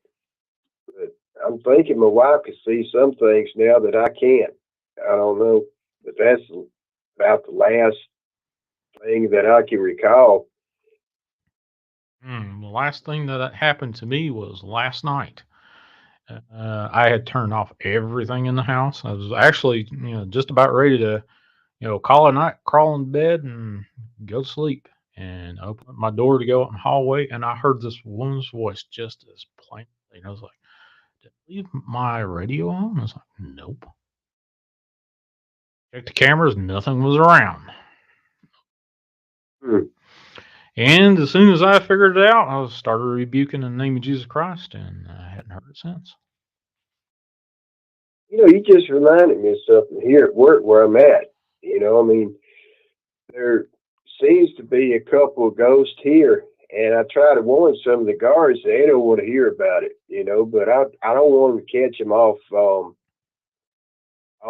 guard or anything, it seems to be a ghost of a black fella here, and a woman, and I've seen him in the daytime out of my peripheral vision coming right at me, real fast, and I'd look, and it wouldn't be anything. He's banged on my truck when I've had it running like 4 hours or something, and maybe I'm in danger of carbon monoxide poisoning, trying to stay warm, and he'd bang on the back of the truck. I'd be, getting kind of groggy, half asleep, and he'd come up, whose phone that is, and say that. And I was wide awake, probably maybe last weekend, and I heard a woman in my truck let out a sigh. Oh, And so you had a hitchhiker that was supernatural. I mean, they're just on the property, but I told them, hey, I don't mind having a conversation with y'all or anything like that, but I don't want anything to do with you demons, and I need to hear y'all say, that Jesus Christ is the only begotten virgin born Son of God. And if you say that, I'll trust you, but I'm not going to have anything to do with anything that's pretending and wanting to get an advantage on me through me interacting with it and all, kind of hilarious spirits like that. But if there are earthbound spirits that's human, I don't mind conversing with them if they're the real thing. What if I was earthbound? I'd want somebody to converse with me, and acknowledge me and stuff and all. But I never heard him say anything back or anything. I'm sitting right here, right now, where the ghost of that feller, is kind of picking with me, where I would encounter him. But I haven't encountered him for a while. Right. But the other guard said that he encountered him. Hey, what were you talking about earlier? I couldn't quite catch it. The way the phone was doing, internet. You said something about you was dealing with a lizard being or something. I was talking a little bit about my near-death experience, the first part of it, what I was exposed to before I made it to heaven. And there was eyes that, first off, the very first part of it, I was in total, utter void darkness. Couldn't hear, couldn't see. I could yell at the top of my lungs, and I couldn't hear it reverberate off of anything. I just existed. And then all of a sudden, an eye pops open, and it was a lizard-like eye. And another one pops open, and another, and then it closed, and all of a sudden, I was all surrounded by these eyes. And being asked questions, I was like, well, maybe this is the life review. Because they knew, they knew minute detail stuff, asking me, well, why'd you do this? Why'd you do that? That's what we were talking about. And DW found somebody else that had a similar experience. Oh, okay. Yeah, I've seen where he actually showed his face and all, and I guess Vault kind of encouraged him, because Vault's out there now, out in the open. But yeah, old Jay Tucker. Old Jay Tucker is his name. Yeah. But on DW now, he done a video.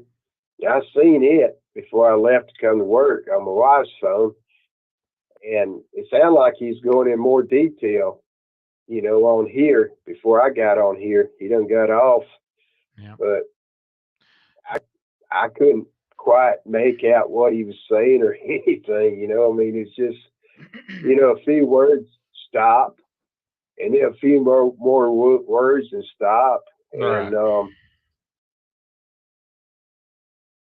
I couldn't keep up with the conversation that was going on. Well, you need to go back and listen. It was interesting. It was right at the first of the show, had a bunch of people come pop on, which is fantastic. It just means that I've got a lot of people that's following, wants to be a part of the show. But it's kind of like dealer's choice on these open lines things. It's like herding cats sometimes. If you can do that. But anyway, yeah, that's it, buddy. Well, Chicken, I appreciate you calling in, man.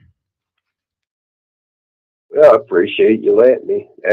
My mind's kind of blank now.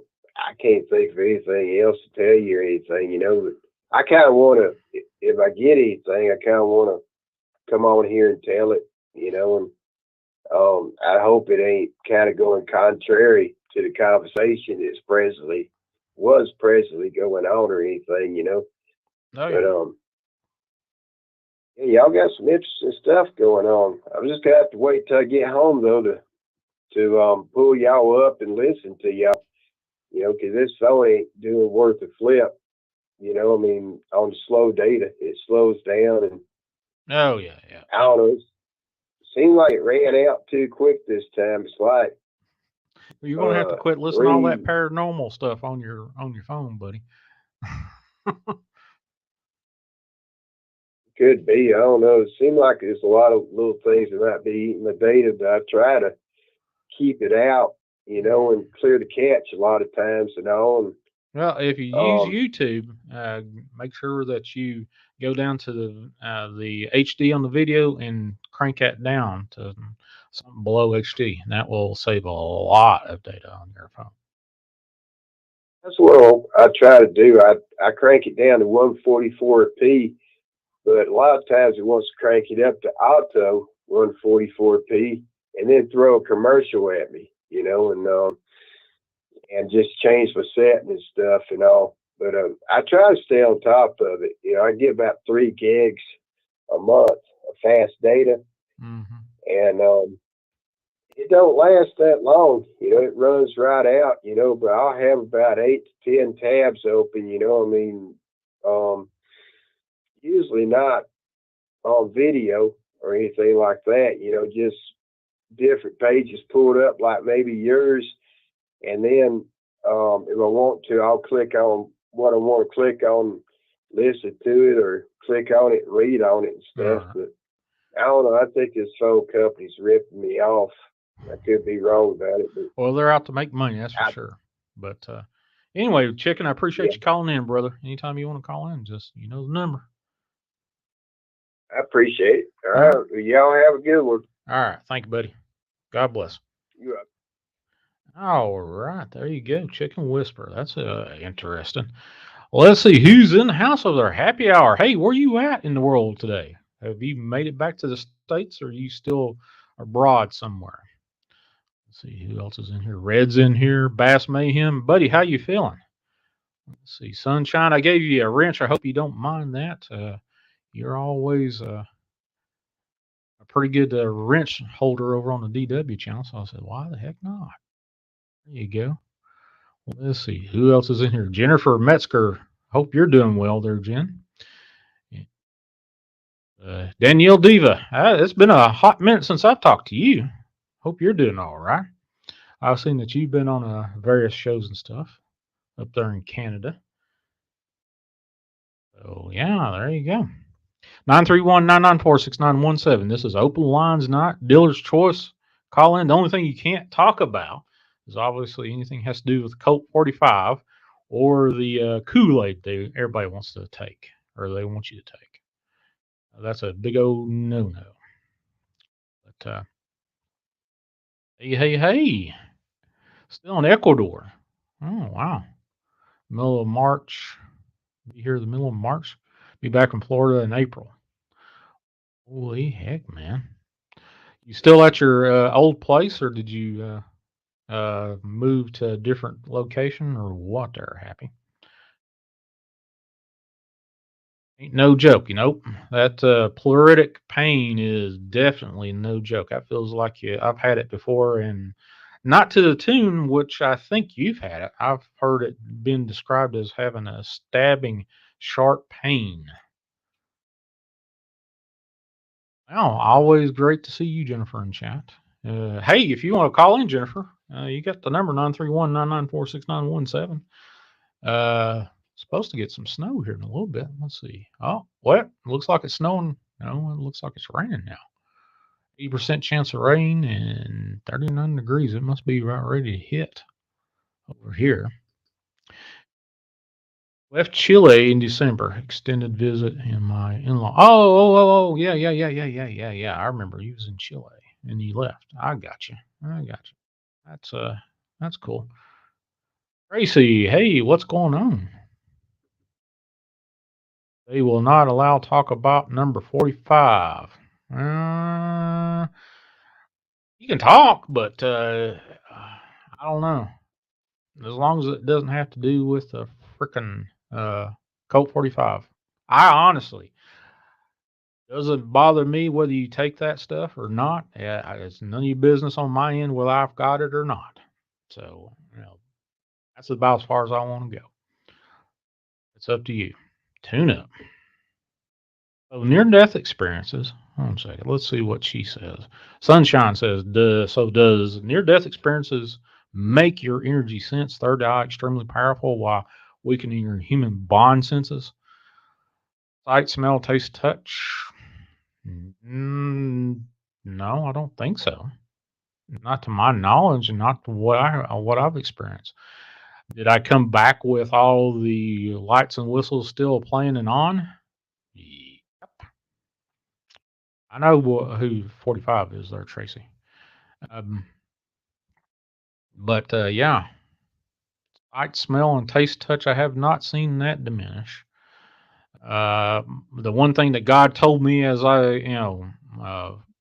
He allowed me to come back says this is going to hurt, and that one statement that God told me has been stood for a myriad of things. Everything in life hurts. Physically, mentally, spiritually, I've had it all across the board.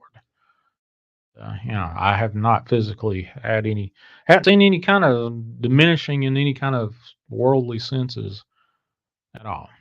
But you're getting snow. I'm supposed to get snow, but it looked like it was 36 degrees and popped up to 39. But I think the front just hit. Did the front just hit? Or did I not? Well, anyway, hold on a second. There was Instagram from Dogman Sightings. I think Bass or maybe True sent me this one. Let me share this out since we're talking about supernatural stuff. Hold on just a second. Let's share. This is from Instagram on Dogman Sightings. Don't know what the hell that is. Is that a upright bear right there? Or what do you think that is? What do you think that is? I don't know. I'm seeing other things. Can I see the other thing? Yeah, I can. Absolutely. The last time I saw a shadow figure in this house, I could see and feel everything around me. I was rounding a corner from the hallway into the dining room, straight shot into the kitchen when I saw the last full-bodied apparition shadow person. So yeah, absolutely. What do you think this is? Very tall bear, according to Bass Mayhem. It'd be a bear. Yeah. Occam's razor. You take a picture in the woods and it's got the ears of a bear. Probably. I don't know. But yeah, that's off of Instagram. I asked, did you send that to me, or was that your brother? Probably. Well, I think it might have been come from your brother. But yeah, the experience, the near-death experience, did not diminish my senses at all, my physical senses, the 3D senses, if that's what you want to look at. I can see. The only time that I've had any encounter with the other ethereal, I went upstairs probably about 2 years ago, and I have to boot scoot upstairs because I'm just a one-legged fella. Got up there, and there's an old 1968 Encyclopedia Britannica up there, and I was like, I wonder what they thought about paranormal back in '68. I've had done many book reports off that Encyclopedia Britannica when I grew up, and I opened it up. And there's only a couple of pages in there about what was it, UFOs or something like that. Been up there for a while, and all of a sudden it got dark, pitch black. I felt something touch my left shoulder, and I said, "You can't touch me like that. Do not touch me like that." And then all of a sudden the black just filled away. Let's see. That wants me to zoom out. Okay.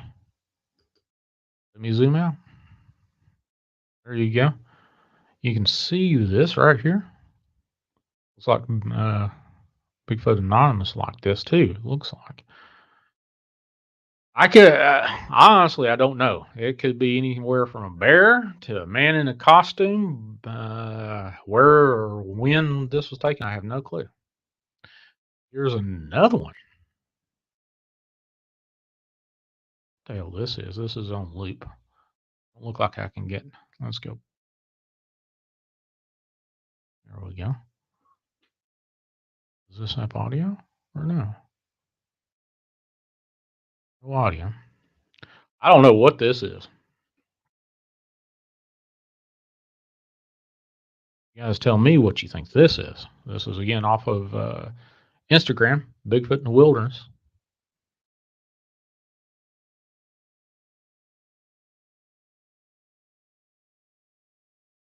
What the hell that is?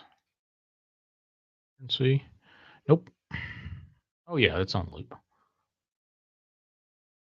It's a rake, Tracy says. Blob squatch for sure. Blue moon, yeah, it might be there. Either.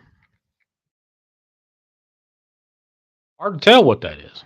I've seen so many freaking things. I have there for a while kept UFO sightings. File still got a bunch of files. That looks humanoid. Red Raider says. Could it be somebody staged? Likely, it might be. It don't move like a regular animal. Sort of looks like a dude in a costume with a mask on. Yeah, I think that's a dude in a costume. That's me. That's my opinion right now until somebody else changes my mind on it. But there you go. Stop that screen share. Right. Looks like wearing a Santa hat. Could be Bonita. Definitely. All right, folks. This is Open Lines, 931-994-6917. Definitely go over to the Vault of Nightmares. He's going to be live after my show. Now, however long that takes for him to go on live on his show, which hopefully will be still up by that time. Cousin It. Julie, you're probably right. But it would not be wise to do that because people do carry guns. Yes, they do. That's one of the things that if you really pay attention in the areas where the Second Amendment is loved and cherished and unabated, you don't see a whole lot of crime. You don't hear a whole lot of crime.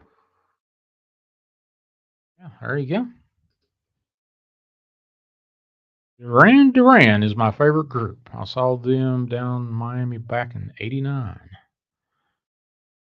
I've never seen Duran. Never seen them. I wouldn't mind song or seeing a concert by them. Yeah,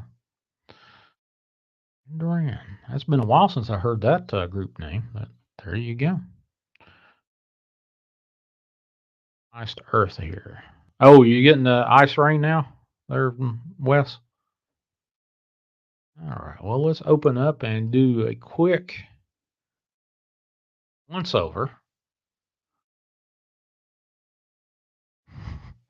Red was a total Duran fan. Yeah, it was all right. Duran was all right. I was at one time a big Kiss fan. If Kiss didn't write it, I didn't listen to it for a while. All notes. Anyway, let's share out. Let's do Dogman Cam's preview of all the new 4 cameras. Is that going on here? You scoot that up to a full screen and get rid of the. Oh, the banner don't hurt it. So there you go. Bob Seger. Oh yeah, Bob Seger was a good one. Van Halen. Were you a Van Halen or a Van Hagar, Bonita? Actually, I did like Van Hagar too, but yeah. Let's see. Let me get this thing back running right here. I'll come back online. These are the 4 new cameras. Well, 1 and 3 more, and there's a 4th one going to be on there here in a little bit. As soon as I think Vault's looking to get. Oh, why did that stop? We're at dog pen. Well, the dog pen's not coming up. But there you go. Those. Let's see. What? Let's do Fluent. There you go. See if that works. Don't know. The audio's not up there, but okay. Let's see. Wait a minute. I might be able to pump in the audio. Give me just a second. Down here. And I'll turn back on. There we go. And here's the audio. Dog's got the audio. Well, boy, this thing's sensitive. Sounds like it's definitely raining. Definitely raining. But definitely go over to dogmancams.com and subscribe over there. Right now, I think it's still $5.99 a month. Better get it before the month ends because rates are going to go up over there to get to these cameras. Once you lock it in at the low price, you'll always get that low price.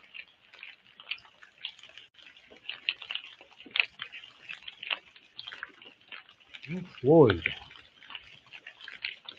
Let's see. I listened to Bon Jovi a lot when I was a kid. Pour Some Sugar on Me was one of those big things in high school. I think it was in the senior year when that came out.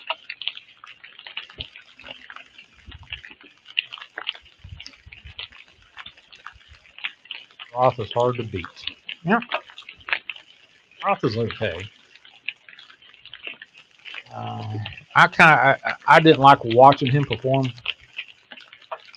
David Lee Roth, I could, that skinny jean, skinny whatever jump that he was trying to do on. I don't know. I never did appease me. But I like listening to them. Definitely. Jam with, that's for sure.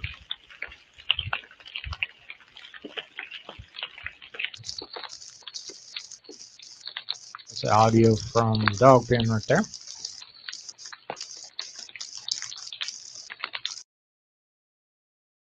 Open the dog pen up there. Apparently the Squatch dog has been let out even with this camera actively, keeping guard over this thing. Standard here and see if this helps out with the Motley Crue, Iron Maiden, Wasp. Not too bad there, Destiny. You like that? Sure.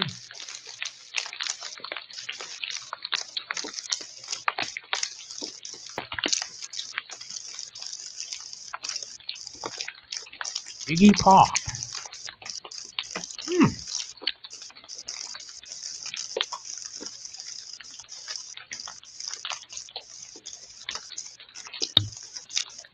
Man, it's coming down buckets out there, it looks like.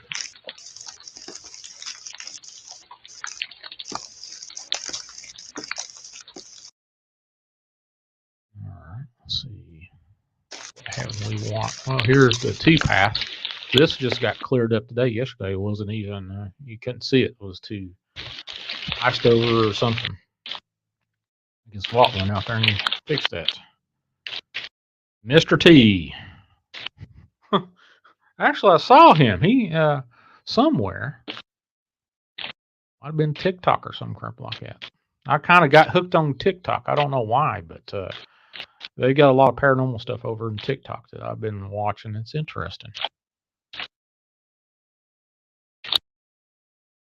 Let's go to Fluency. Now, these new cameras are 4K, not like the original.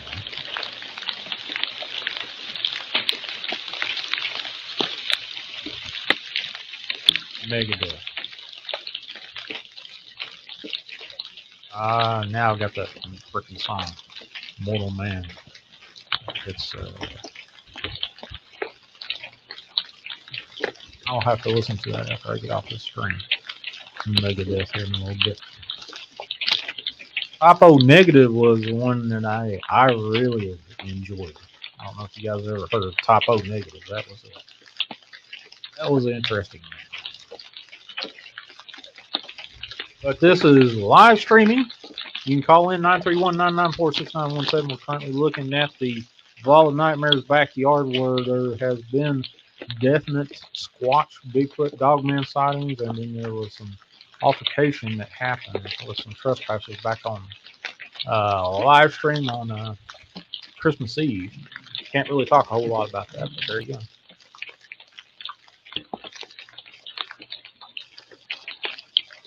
Yeah. One still performing Sunshine? I've not really heard anything recorded here lately. This is the two-path camera. Apparently there's two paths down through here.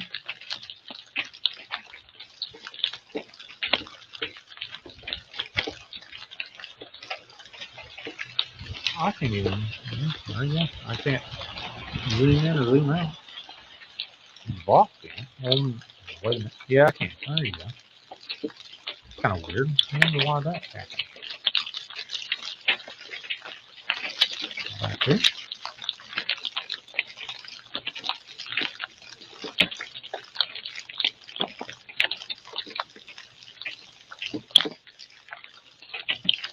I'm big some but holy cow, saving me from those. That cartoon. Beavis and Butthead, folks. Alright. Look how much brighter this camera is because all the other cameras have LED. There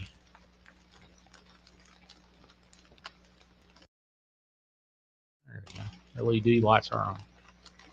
Boy, howdy, you can really see the definition in the woods there.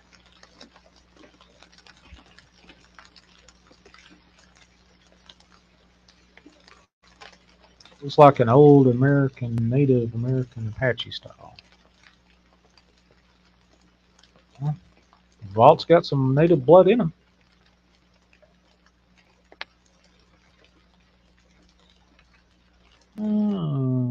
Let's see.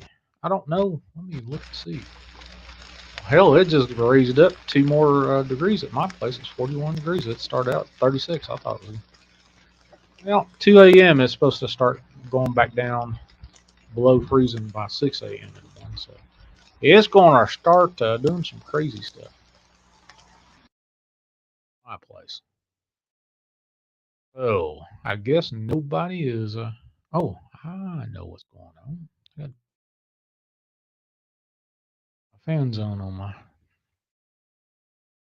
Do all this crazy stuff with the thing. I got to turn my fans on full blast to keep the processors cool. Yeah, there you go. That's why I wasn't doing so hot.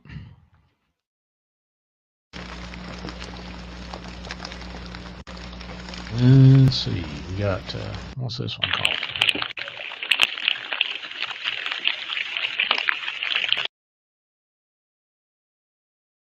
Central one. Okay, cool. All right, we're going to give this about 2 or 3 more minutes. See what's going on. You never know. I will play one thing here in just a second. This was called on DW's live stream when we first introduced the DW cameras out live, and DW was doing a live stream. Okay, we got a caller calling in. Give me just a second. Okay, unscrewed caller, you're live on the air. What's your name and where you from? Shelbyville, Kentucky. Shelbyville, Kentucky. I know where that is. Yeah, I'm a little outside of it. Anyway, I just thought you might want to hear the dumbest Bigfoot story ever. All right. What's your name, sir? From Shelbyville. Mark. Mark? Okay. Yeah. So what kind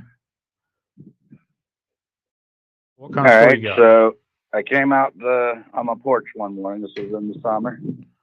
And was having my coffee, and it hadn't rained. So the ground was completely dry. There was no wind or storms or anything like that. But there was a tree that had a healthy big limb broken on it. Mm-hmm. And so I was sitting here looking at it thinking, what would have broke that limb? It's obviously not wind, not storms. So I was just sitting here drinking my coffee thinking, Bigfoot must have done it, just kind of joking.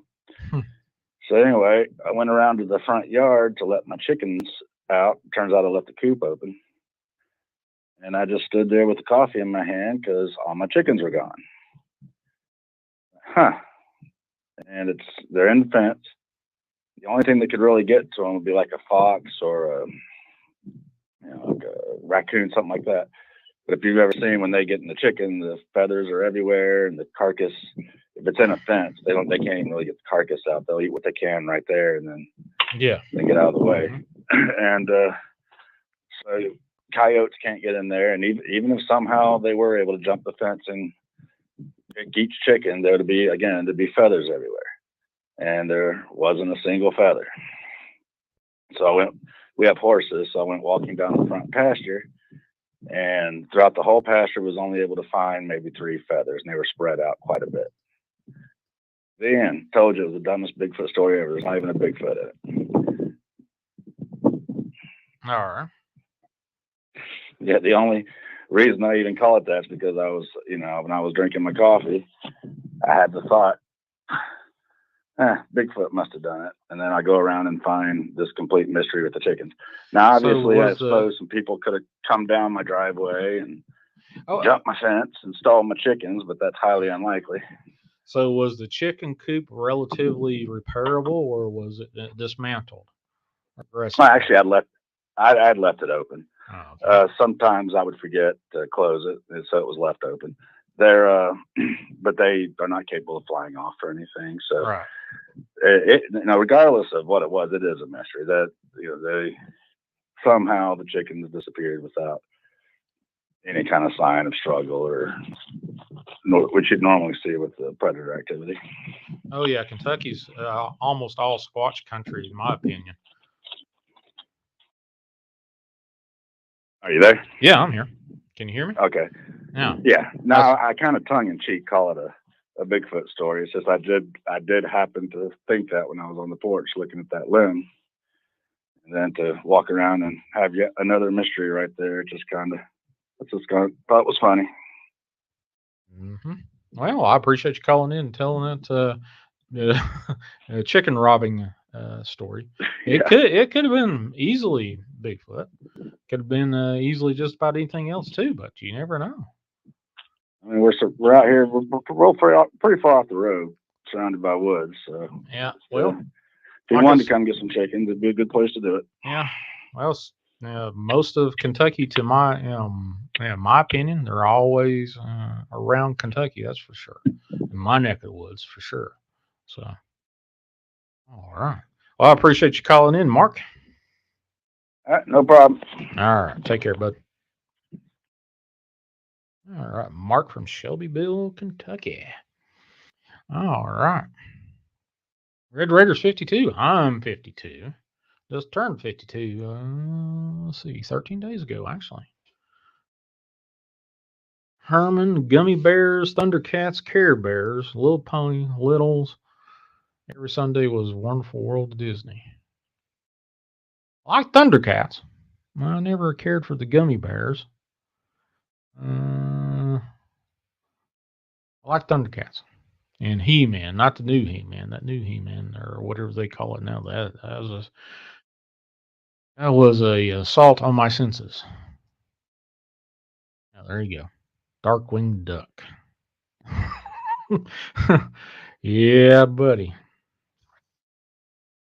Disney's destroyed a whole bunch, but Darkwing Duck was pretty good.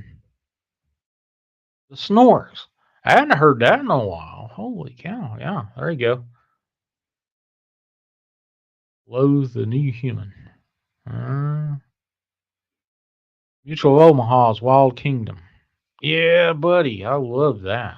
That was some good programming.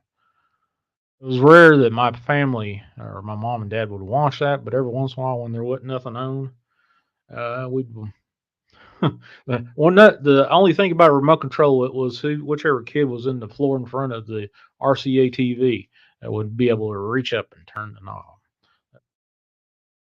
That was the remote control on I think it was a 19-inch color TV floor model, the one where it was part of the furniture.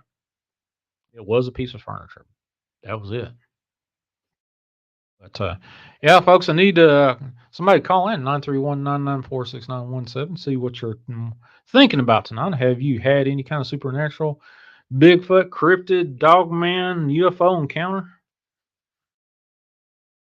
That's what I want to hear. Ghost encounter? Oh, well, let's finish the ghost thing. Ghosts, for whatever reason, my house is haunted. Well, there's a bunch of reasons, but last one was last night, actually. Like I said before, it was perfectly quiet.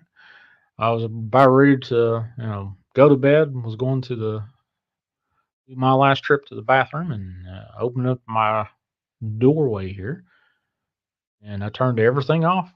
Pretty damn sure I turned everything off. And some woman's voice calls out as I was opening up the door, and I was like, "Wow, what the hell was that?" So what I said to myself. And then I figured out, nope, I didn't have anything else on, so I started rebuking. And went to sleep shortly after that. That's crazy. Crazy. Anyway, if nobody calls in, I'm going to call this last call for alcohol. Last call for a caller. If you want to call in, you will be the last caller. 931-994-6917. Had a fantastic time with you, everybody that joined in, from Chase to DW.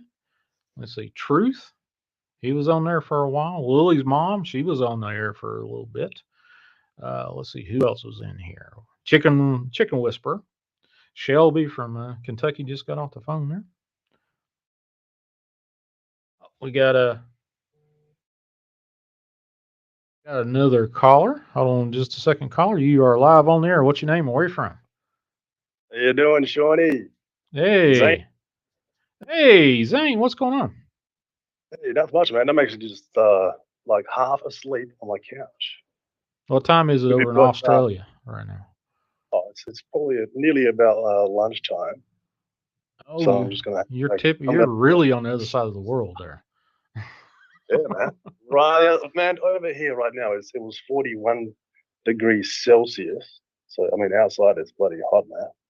Dang, it's 41 in Fahrenheit here right now, but raining. Yeah, you guys do Fahrenheit, huh? I don't know what the conversion is, but I mean, 41. I think it's probably right around 100. I would think 100 Fahrenheit. It's bloody hot, that's for sure. Yeah, I think we also don't forget we had when you go a bit more up north, they were experiencing 51 degree heat Celsius. Oh man. Yeah. So that's when you can't walk barefoot. If you go for a walk, you're gonna basically cook the skin off your feet. I wouldn't want to go barefoot on hot pavement at all in that kind of heat. Yeah. You All- lose like all the fluids in your body. See you later. Yeah. I can.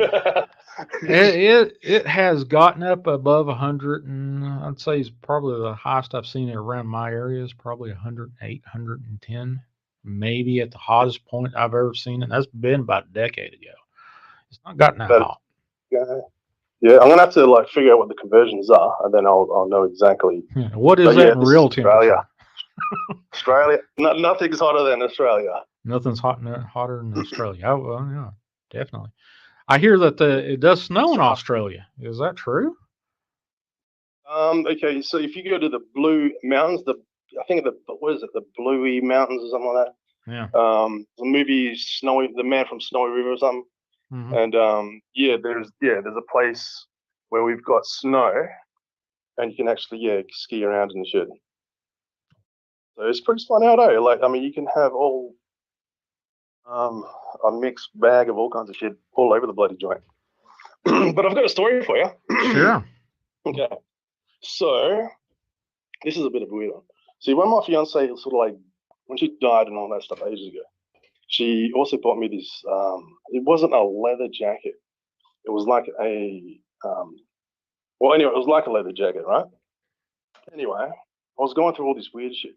And I noticed it was like this jacket has got like a smell, like a weird smell on it. I was like, it smells a bit like death or some shit. I was like, what the? This is so weird. I was like, what the fuck's going on with this jacket, right? Mm-hmm. So, me being the way I am, I grabbed some Armor All leather protector, right? Which is like it's like a spray in a spray bottle, which is for like leather seats in your car or some shit like that. So I got that out. I sprayed the jacket, but when I sprayed the jacket, this fucking thing shot out. It was like a web, it was like a web shot out of the fucking jacket. So I was like, what? Well, you got big ass spiders down there, though. No. What I discovered is, right? Okay, so you've got, Armor All leather protector. It's like, it has an effect with static, with dust. You know what I mean? It kind of like, it's weird. So you've got like a static energy, sort of like ghosty thingy, whatever, right? All right. And it affected it. It made it web up. So all that fluid that I sprayed stuck to it, right? And basically it appeared like a web, like thicker than a web. Like imagine like have you seen tripe? How it's got like slice of it looks so weird, hey. When I was like, ghost defense spray. There you go. If you got ghost issues and shit, get yourself some leather protector spray. Why would that? Why in the hell would that do anything? Leather protecting spray. I'm telling you, baby. Hey, I'm telling. All right. I'm serious. Wait, like my theory. Okay, so a ghost. What is a ghost? A ghost. We can walk through a ghost, this and that. But you know what? A ghost makes the hair stand up on the back of your neck. Right? It's a very staticky thing. One thing mirrors another. So based on that experience, I'd say that it would be worth a try. It would definitely be worth a try. Because, I mean, what would be better? Like, the dead is always fucking with the living, right? But what about if the living was fucking with the dead? That leather protector spray. Making them web up. I'm serious, man. I'm 100% serious though. Making them web up. Because this thing shot out like this thing, like, you know, when something shits itself, right? You know, mate. It just goes, bang, gets the fuck out, you know? It's like this one time, this one time, okay, because I met this girl and she was like saying some shit about she had these shadow beings and shit, and I was like, don't worry about that shit. I'll sort it out. So, and it was perfect this night. Okay, so I noticed in the corridor, okay, there's something in the corner of my eye. Wicked, mate. The whole time I was sitting there because she was kind of hot. I was sitting there holding onto the biggest fart you can ever imagine. And then, that was my moment because I went to that corridor, that corner, boom, right into the inside of that shadow being. Did the biggest fart ever inside of it, right? Inside the shadow being. Okay. And then it went, no shit, like just like that, it went ping, it just took off. And she's never had a problem ever since. Crazy it sounds. Mm-hmm. But Well, true. that's true. It does sound pretty damn crazy, for sure. Hey, look, it's crazy, but you know what? When you've been hanging on to something for that time, and you're like, holy shit, I'm just like about to explode at any minute, and you're starting to question if it is a fart or something else. You've got motivation to get out there and release the pressure, unleash the demons. All right. I'm actually serious though, hey. But yeah, anyway, with that jacket, okay, it did kind of freak me out enough I drove my car, had the jacket in the back there somewhere. I found a place where there were some bushes and she chucked it into the middle of the bushes and took off as fast as I could. It was so funny. Kings Park, we got this place called Kings Park of all places too, which is like known for kind of like high strangeness at certain areas and whatnot. It's got its stories because another thing about that place, Kings Park, every full moon, there are these people who, I think they're witches, right? So these people, they're wearing the cloaks, they got the candles in a circle. They could be Satan worshippers or whatever. But yeah, Kings Park at night time, in certain areas, is pretty fucking weird. So, I mean, there are people out there who are stupid enough to play with these kind of things. There is a website that I found once, right? Because when I saw that winged creature thing, I was like looking for, people to talk to. And then I stumbled on this one site. This site was full of adolescent, like from teenagers, from young adolescent people. And, they were selling like demons or you could buy a demon and you know what I mean? Like it's a fucking toy and shit. Like necromancy or whatever. Go over that one more time. They were selling demons. How? Ooh. Okay, all right. So on this site, that's what they were talking about on the chat. Okay, they were talking about how I've got this demon, this and that, blah blah, something to do with necromancy, all kinds of weird shit. I was like, these motherfuckers are stupid as fuck. But the thing is, right? They were juniors though; they were kind of young. There is like stupid shit out there. There are people practicing stuff and they have no idea what they're actually fucking playing with. But here's another fact that'll spin you out. You know the toy making company Mattel? Yep, sure. Okay. Well, Mattel used to sell Ouija boards to kids. They still do. They still do. They still do. That's the closest I've ever been to a Ouija board, and that was in a Walmart, going down the toy puzzle aisle. And You're joking me. They still sell Ouija boards to kids. Yeah, look it up. Look it up. Don't take my word for it. It's still out there. They still sell it like it's whatever. I believe it's dabbling. I'm definitely not going to ever touch one. If I'm in the same house as one, it's not going to be my house because that thing would be outside. I'm not going to have. I'm not going to have. Put it this way. You know when you're when someone's got one in the house because they've got a fucking ghost in there too. They've got like that dark room. Like no one goes upstairs because it's fucking haunted. we played with the Ouija board, this and that. They've all got that story. That The sounds. commonality. Nobody likes to is go all- upstairs here. They won't allow the little tykes in my family go upstairs here. Okay, yep. So that's where your ghost resides, huh? Well, that's the ones that the little lady upstairs nobody likes, so they don't let the kids go upstairs whatsoever. They actually have a little heat stroke or whatever if one of the kids starts going upstairs. No, you can't go up there. But I've seen all kinds of crazy crap down here. I was just explaining what I heard last night here. Wow. Hey, look, I totally believe you. It makes a lot of sense. You get that with a lot of old buildings, yeah. You get those ones that have been around a little bit too long, I'd say, right? This whole place has had a ton of history for sure. A lot of people has come and went. Two families has owned it. My family's not the original builders of this place, but the family that we bought it from was the original builders of this place, and it used to be a center point for the community around here. It used to have a little grocery kind of whatever store right on this property. Yeah, but yeah. Wow. So that's actually like a good energy sort of thing.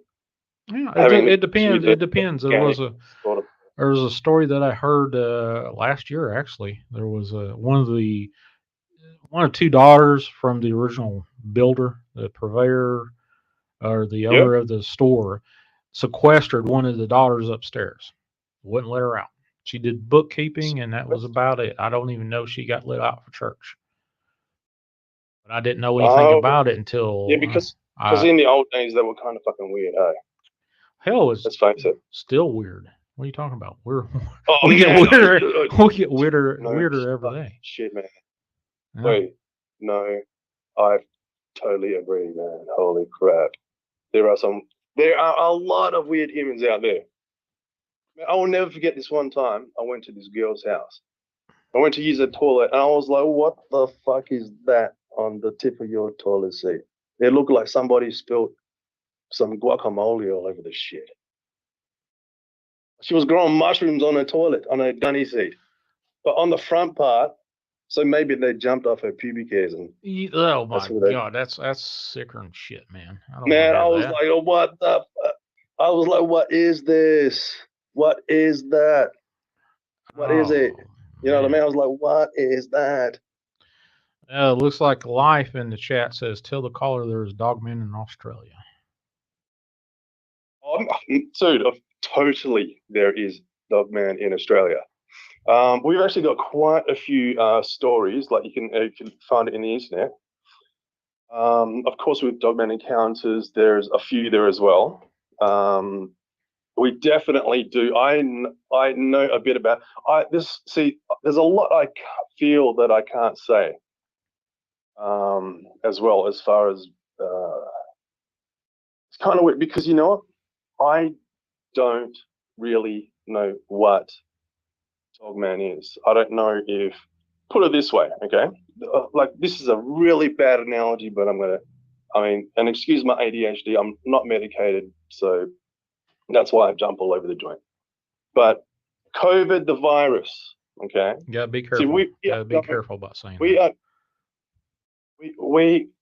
Our biggest issue is fucking climate change, man.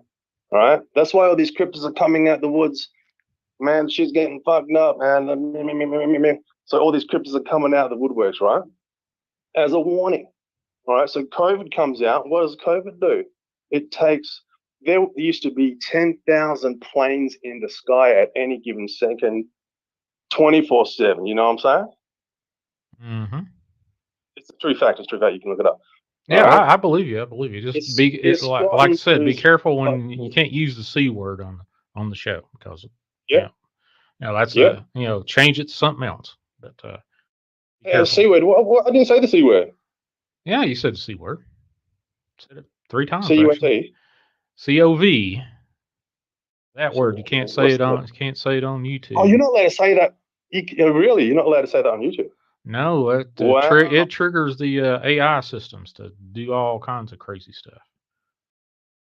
Don't worry about AI.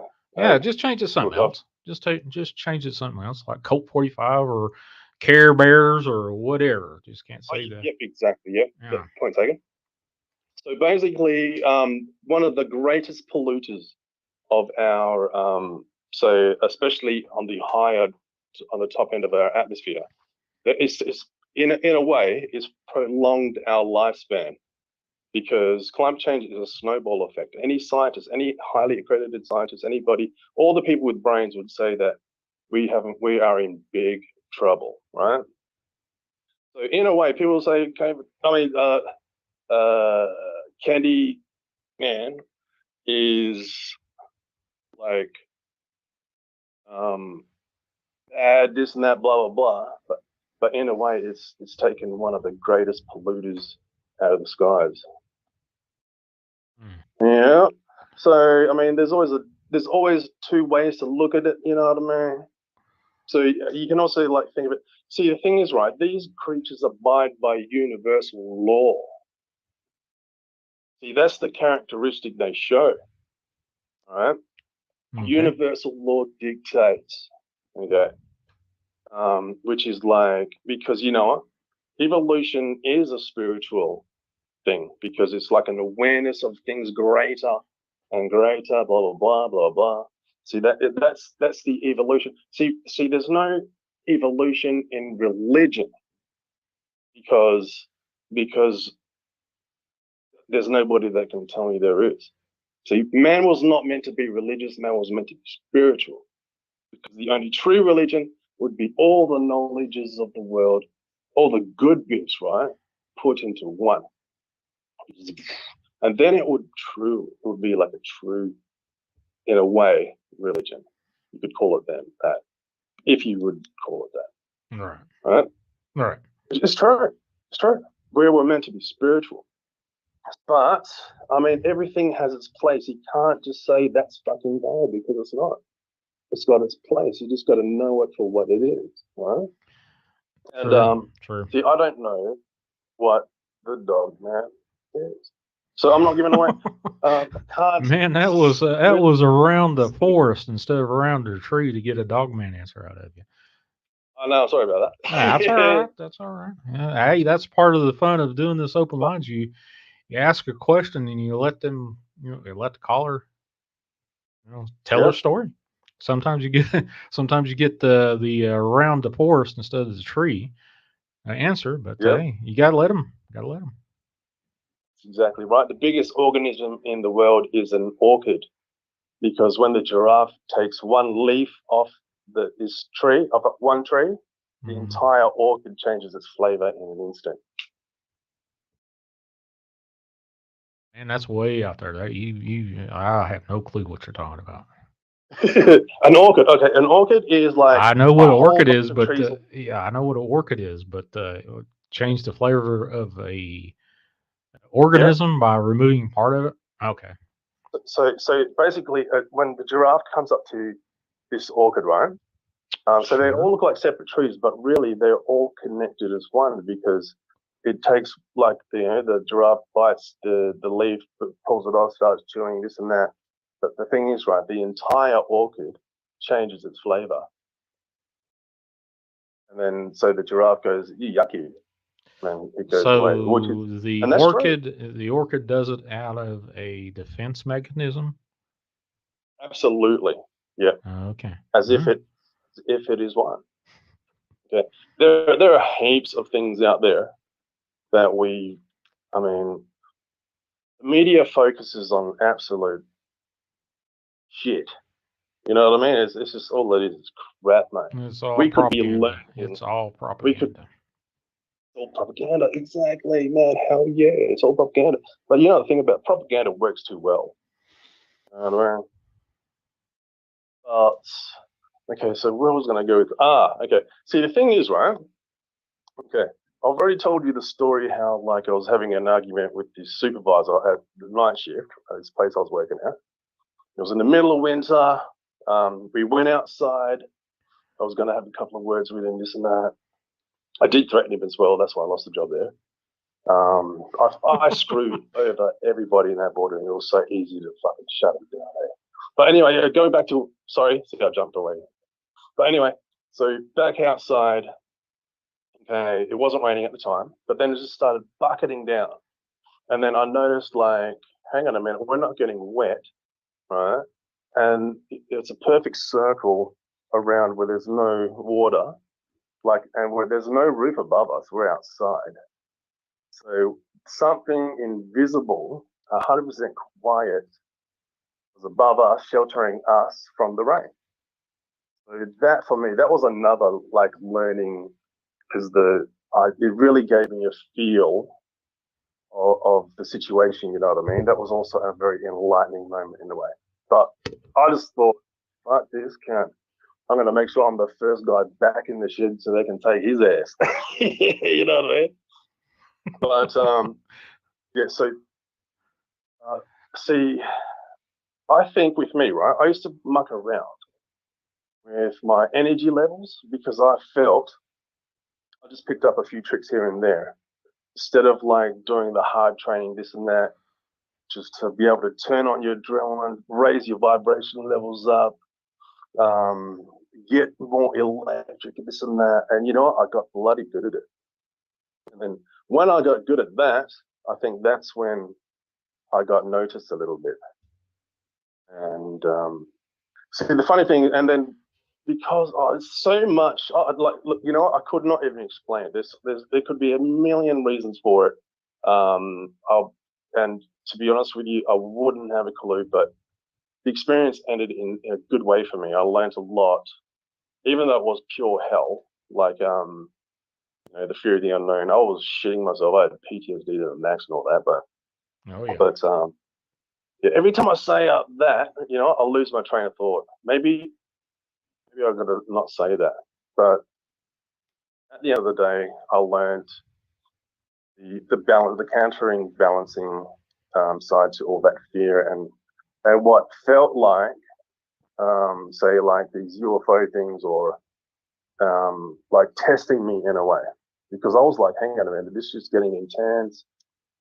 And at one stage, because the fear that I had at nighttime was crazy. I was like, so I could not, no one would believe me, and I could not be alone at night. I was shitting myself. I think the straw that broke the camel's back is when I filmed. Actually, you know what? It could have been as well. My bloody ass. See, this is another funny story. See, I went to a party with my mate. Hey, Zane. Yeah? Man, you have changed. You're like a weather vane in the middle of a windstorm. I know. I honestly, I have no clue what you're talking about. Yeah, I know. Wait, seriously, wait. I spoke to Mum, and Mum said to me, "You better go back to the doctors and get your medication because, because you make no sense pretty much." And I've got really bad ADHD. But the thing is, when I was like ranting and raving on about UFOs and like Dogman and all these kinds of shit, everyone just thought I was like, it was like the medication, or I'm on drugs and this and that. And I didn't know that that by going to this place, I'd actually get locked in there, like in a fucking mental ward and shit. I thought it was a place to go at night where there was other people. But then when I got there, I said, "Oh, this is not actually what I thought it was, and you know, I'm just going to go." And then the orderly guy goes, "No, you're not." And I said, "Yeah, I'm going to go." And he goes, "No, you're not." And then next thing you know, I'm surrounded by about 13 security guards and this crazy old looking lady holding a syringe. So I just said, "Yeah, give me the pill, sedative pill, whatever." Then they put me into a lock ward, which was, but you know what I loved about the lock ward? What's that? I found like this hole, because it was like that. I knew where all the houses were over there. So like, I like late at night, I used to make crazy noises and shit, like so fucking loud, man. So I made sure that nut house sounded like a fucking nut house. You know what I mean? Oh, geez. That sounds like I spent a week in jail due to drunk driving. You know, I've said that, but holy hell. They would have You know, it was like it went in waves. It was like, holy cow, what am I in the middle of a monkey farm? And it sounds bestial at some time, and you're like, holy crap. But Yeah. Oh, mate. I mean, it's a crazy fucking place, hey. I But can you know only what? imagine. At the end of the day, I needed to be there. Oh, that's great that you got the help you needed. I wouldn't say it was good that I did actually have people around, right? And my favorite guy there was stickers. Because you know, like in Australia, when we buy fruit, we get these stickers. They put these stickers on the fruit, these little oval shape. His face was always covered in those stickers. Like he would go batshit crazy if he was missing one of his stickers or some shit, man. Like he was the funniest dude. It's like OCD to the. Yeah. Okay. No, this guy was batshit crazy. Or he was probably just there to keep his free meal, and all that kind of bullshit. But one dude though that was there, he used to wake me up in the morning. Like at first, he was like rubbing my shoulders. I was like, oh yeah, that's all right. I got a lot of complaint about that. Next thing you know, he was rubbing my feet. I was like, oh shit, man, it's a bit weird. You know, I don't need that. You know. And then the next day, I wake up with his fucking toothbrush in between my butt cheeks. I said, what the fuck? And then I was like, if you ever come in my room ever again in the morning or any fucking time, I'm gonna fucking, you're fucking, like, oh man, I was fucking angry. Holy shit. Anyway, I mean, that's probably the worst thing that happened in there. Everything else, I mean, the free food was kind of good. Well, I'm glad the food was good. That's great. Well, Zane, I'm gonna have to pop off here with you. I've got a couple of things to do right before I close up shop here, and then wait for. Are you serious? You're ready to close already? How long have you been on? 2 hours, 36 minutes, and 8 seconds. Damn. Putting in the work. Well, this is not even close to the longest. I've done 2 5-hour shows, and I'm telling you that I'm going to try not to do those anymore. I hurt after doing something like that. Just try this one thing for me though, man. Get that leather protector spray, all right, and then go upstairs and just fucking just go in there like fucking Rambo. Okay, all right. Well, I'll think about it. How's that? And you know what? If you've got a camera playing at the same time, you might have some fucking crazy footage. I already get that. I don't have to have a leather spray or any other spray. I already get that stuff. It affects static somehow. I don't know. But anyway, I'll leave you to it, dude. All right. Well, appreciate you calling in as always. You have a blessed and wonderful up and coming weekend. Don't get too fucked up. And lay off the cocaine. I try not to. Just joking, man.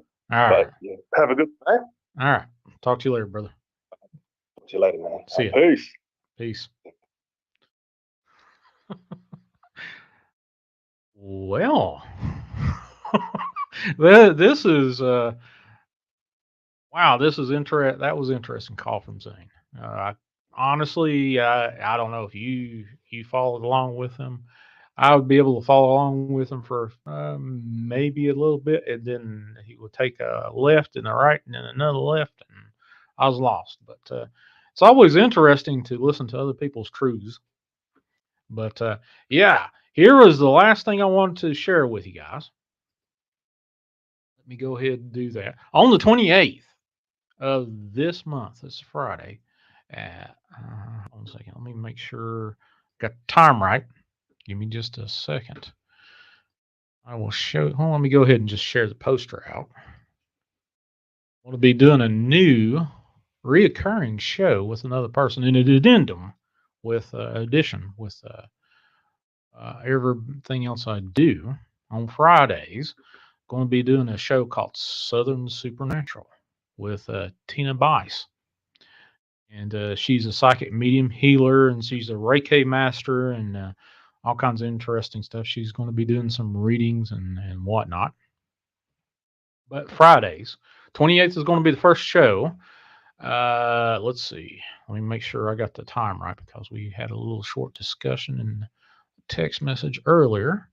9 p.m. Eastern time. So it'll be 8 p.m. Central. We'll be doing this show.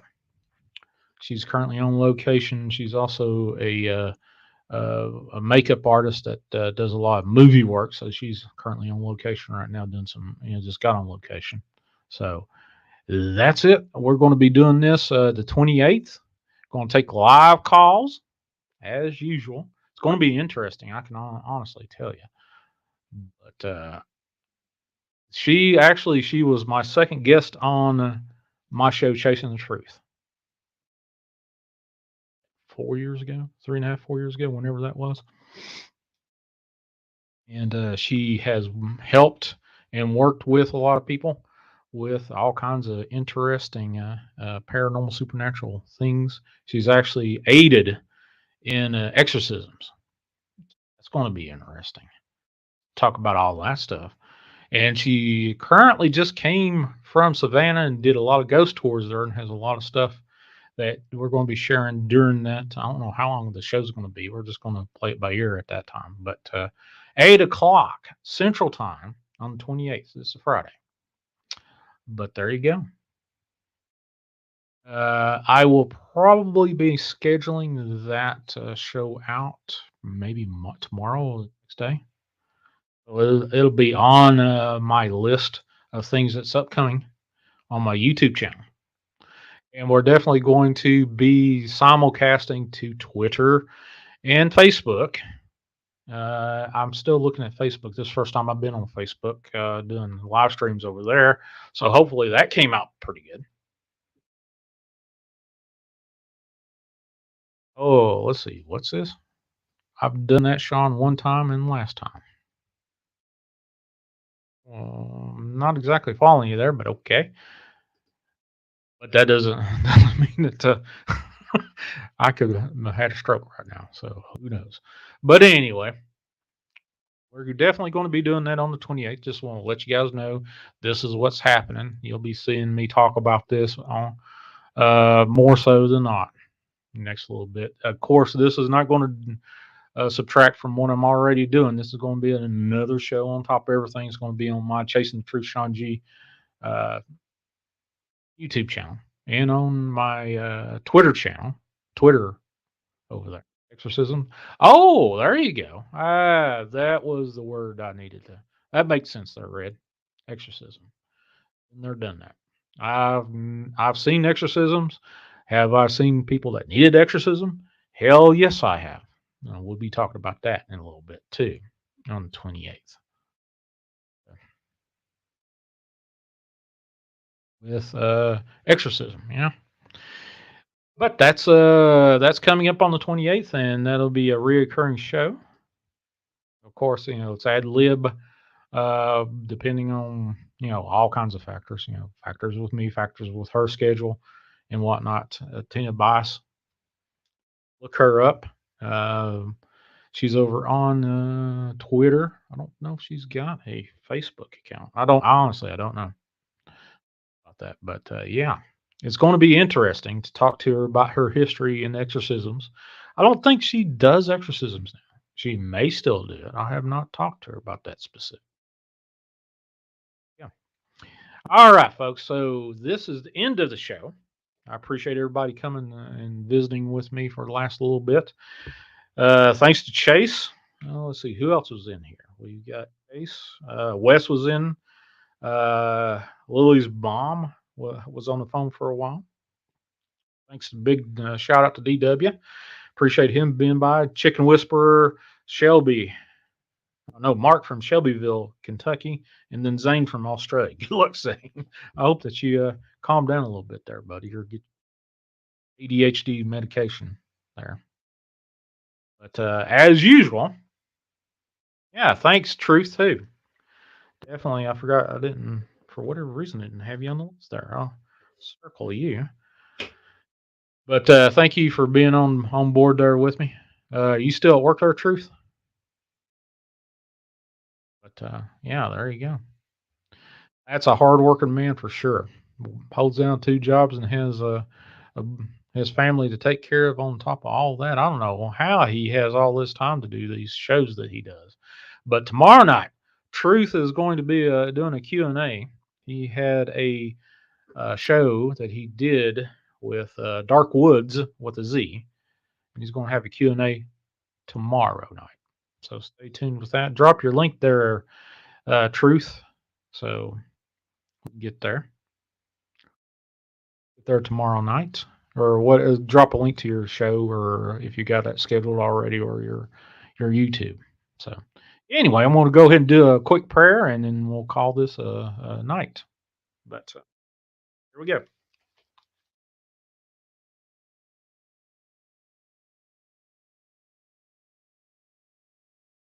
God in heaven, thank you for today. Thank you for this show. Thank you for the folks that have participated in the show, either been on the live stream or called in. Please bless those that are in need of help mentally, physically, spiritually. Those that are sick, please send your angels of mercy and healing to those folks. Keep them safe.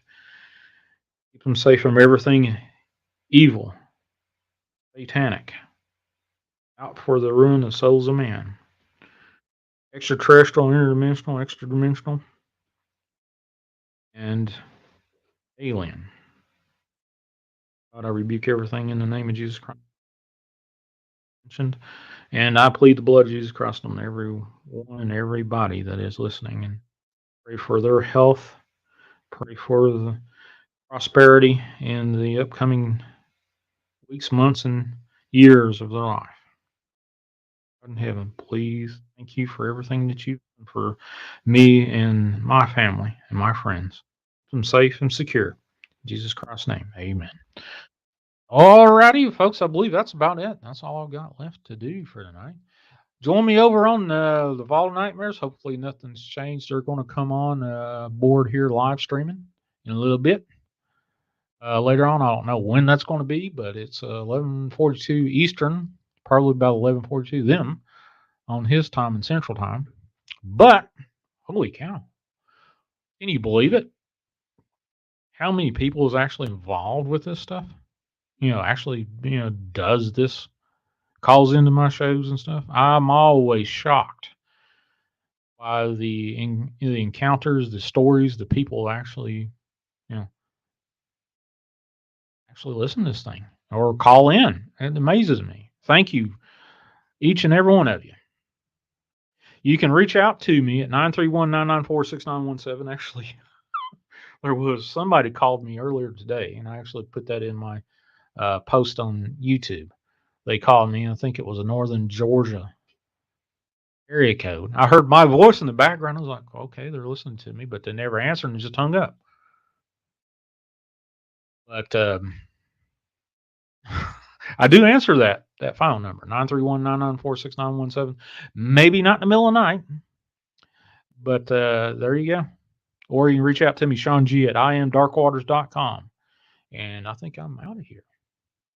Let's get this thing cracking right here.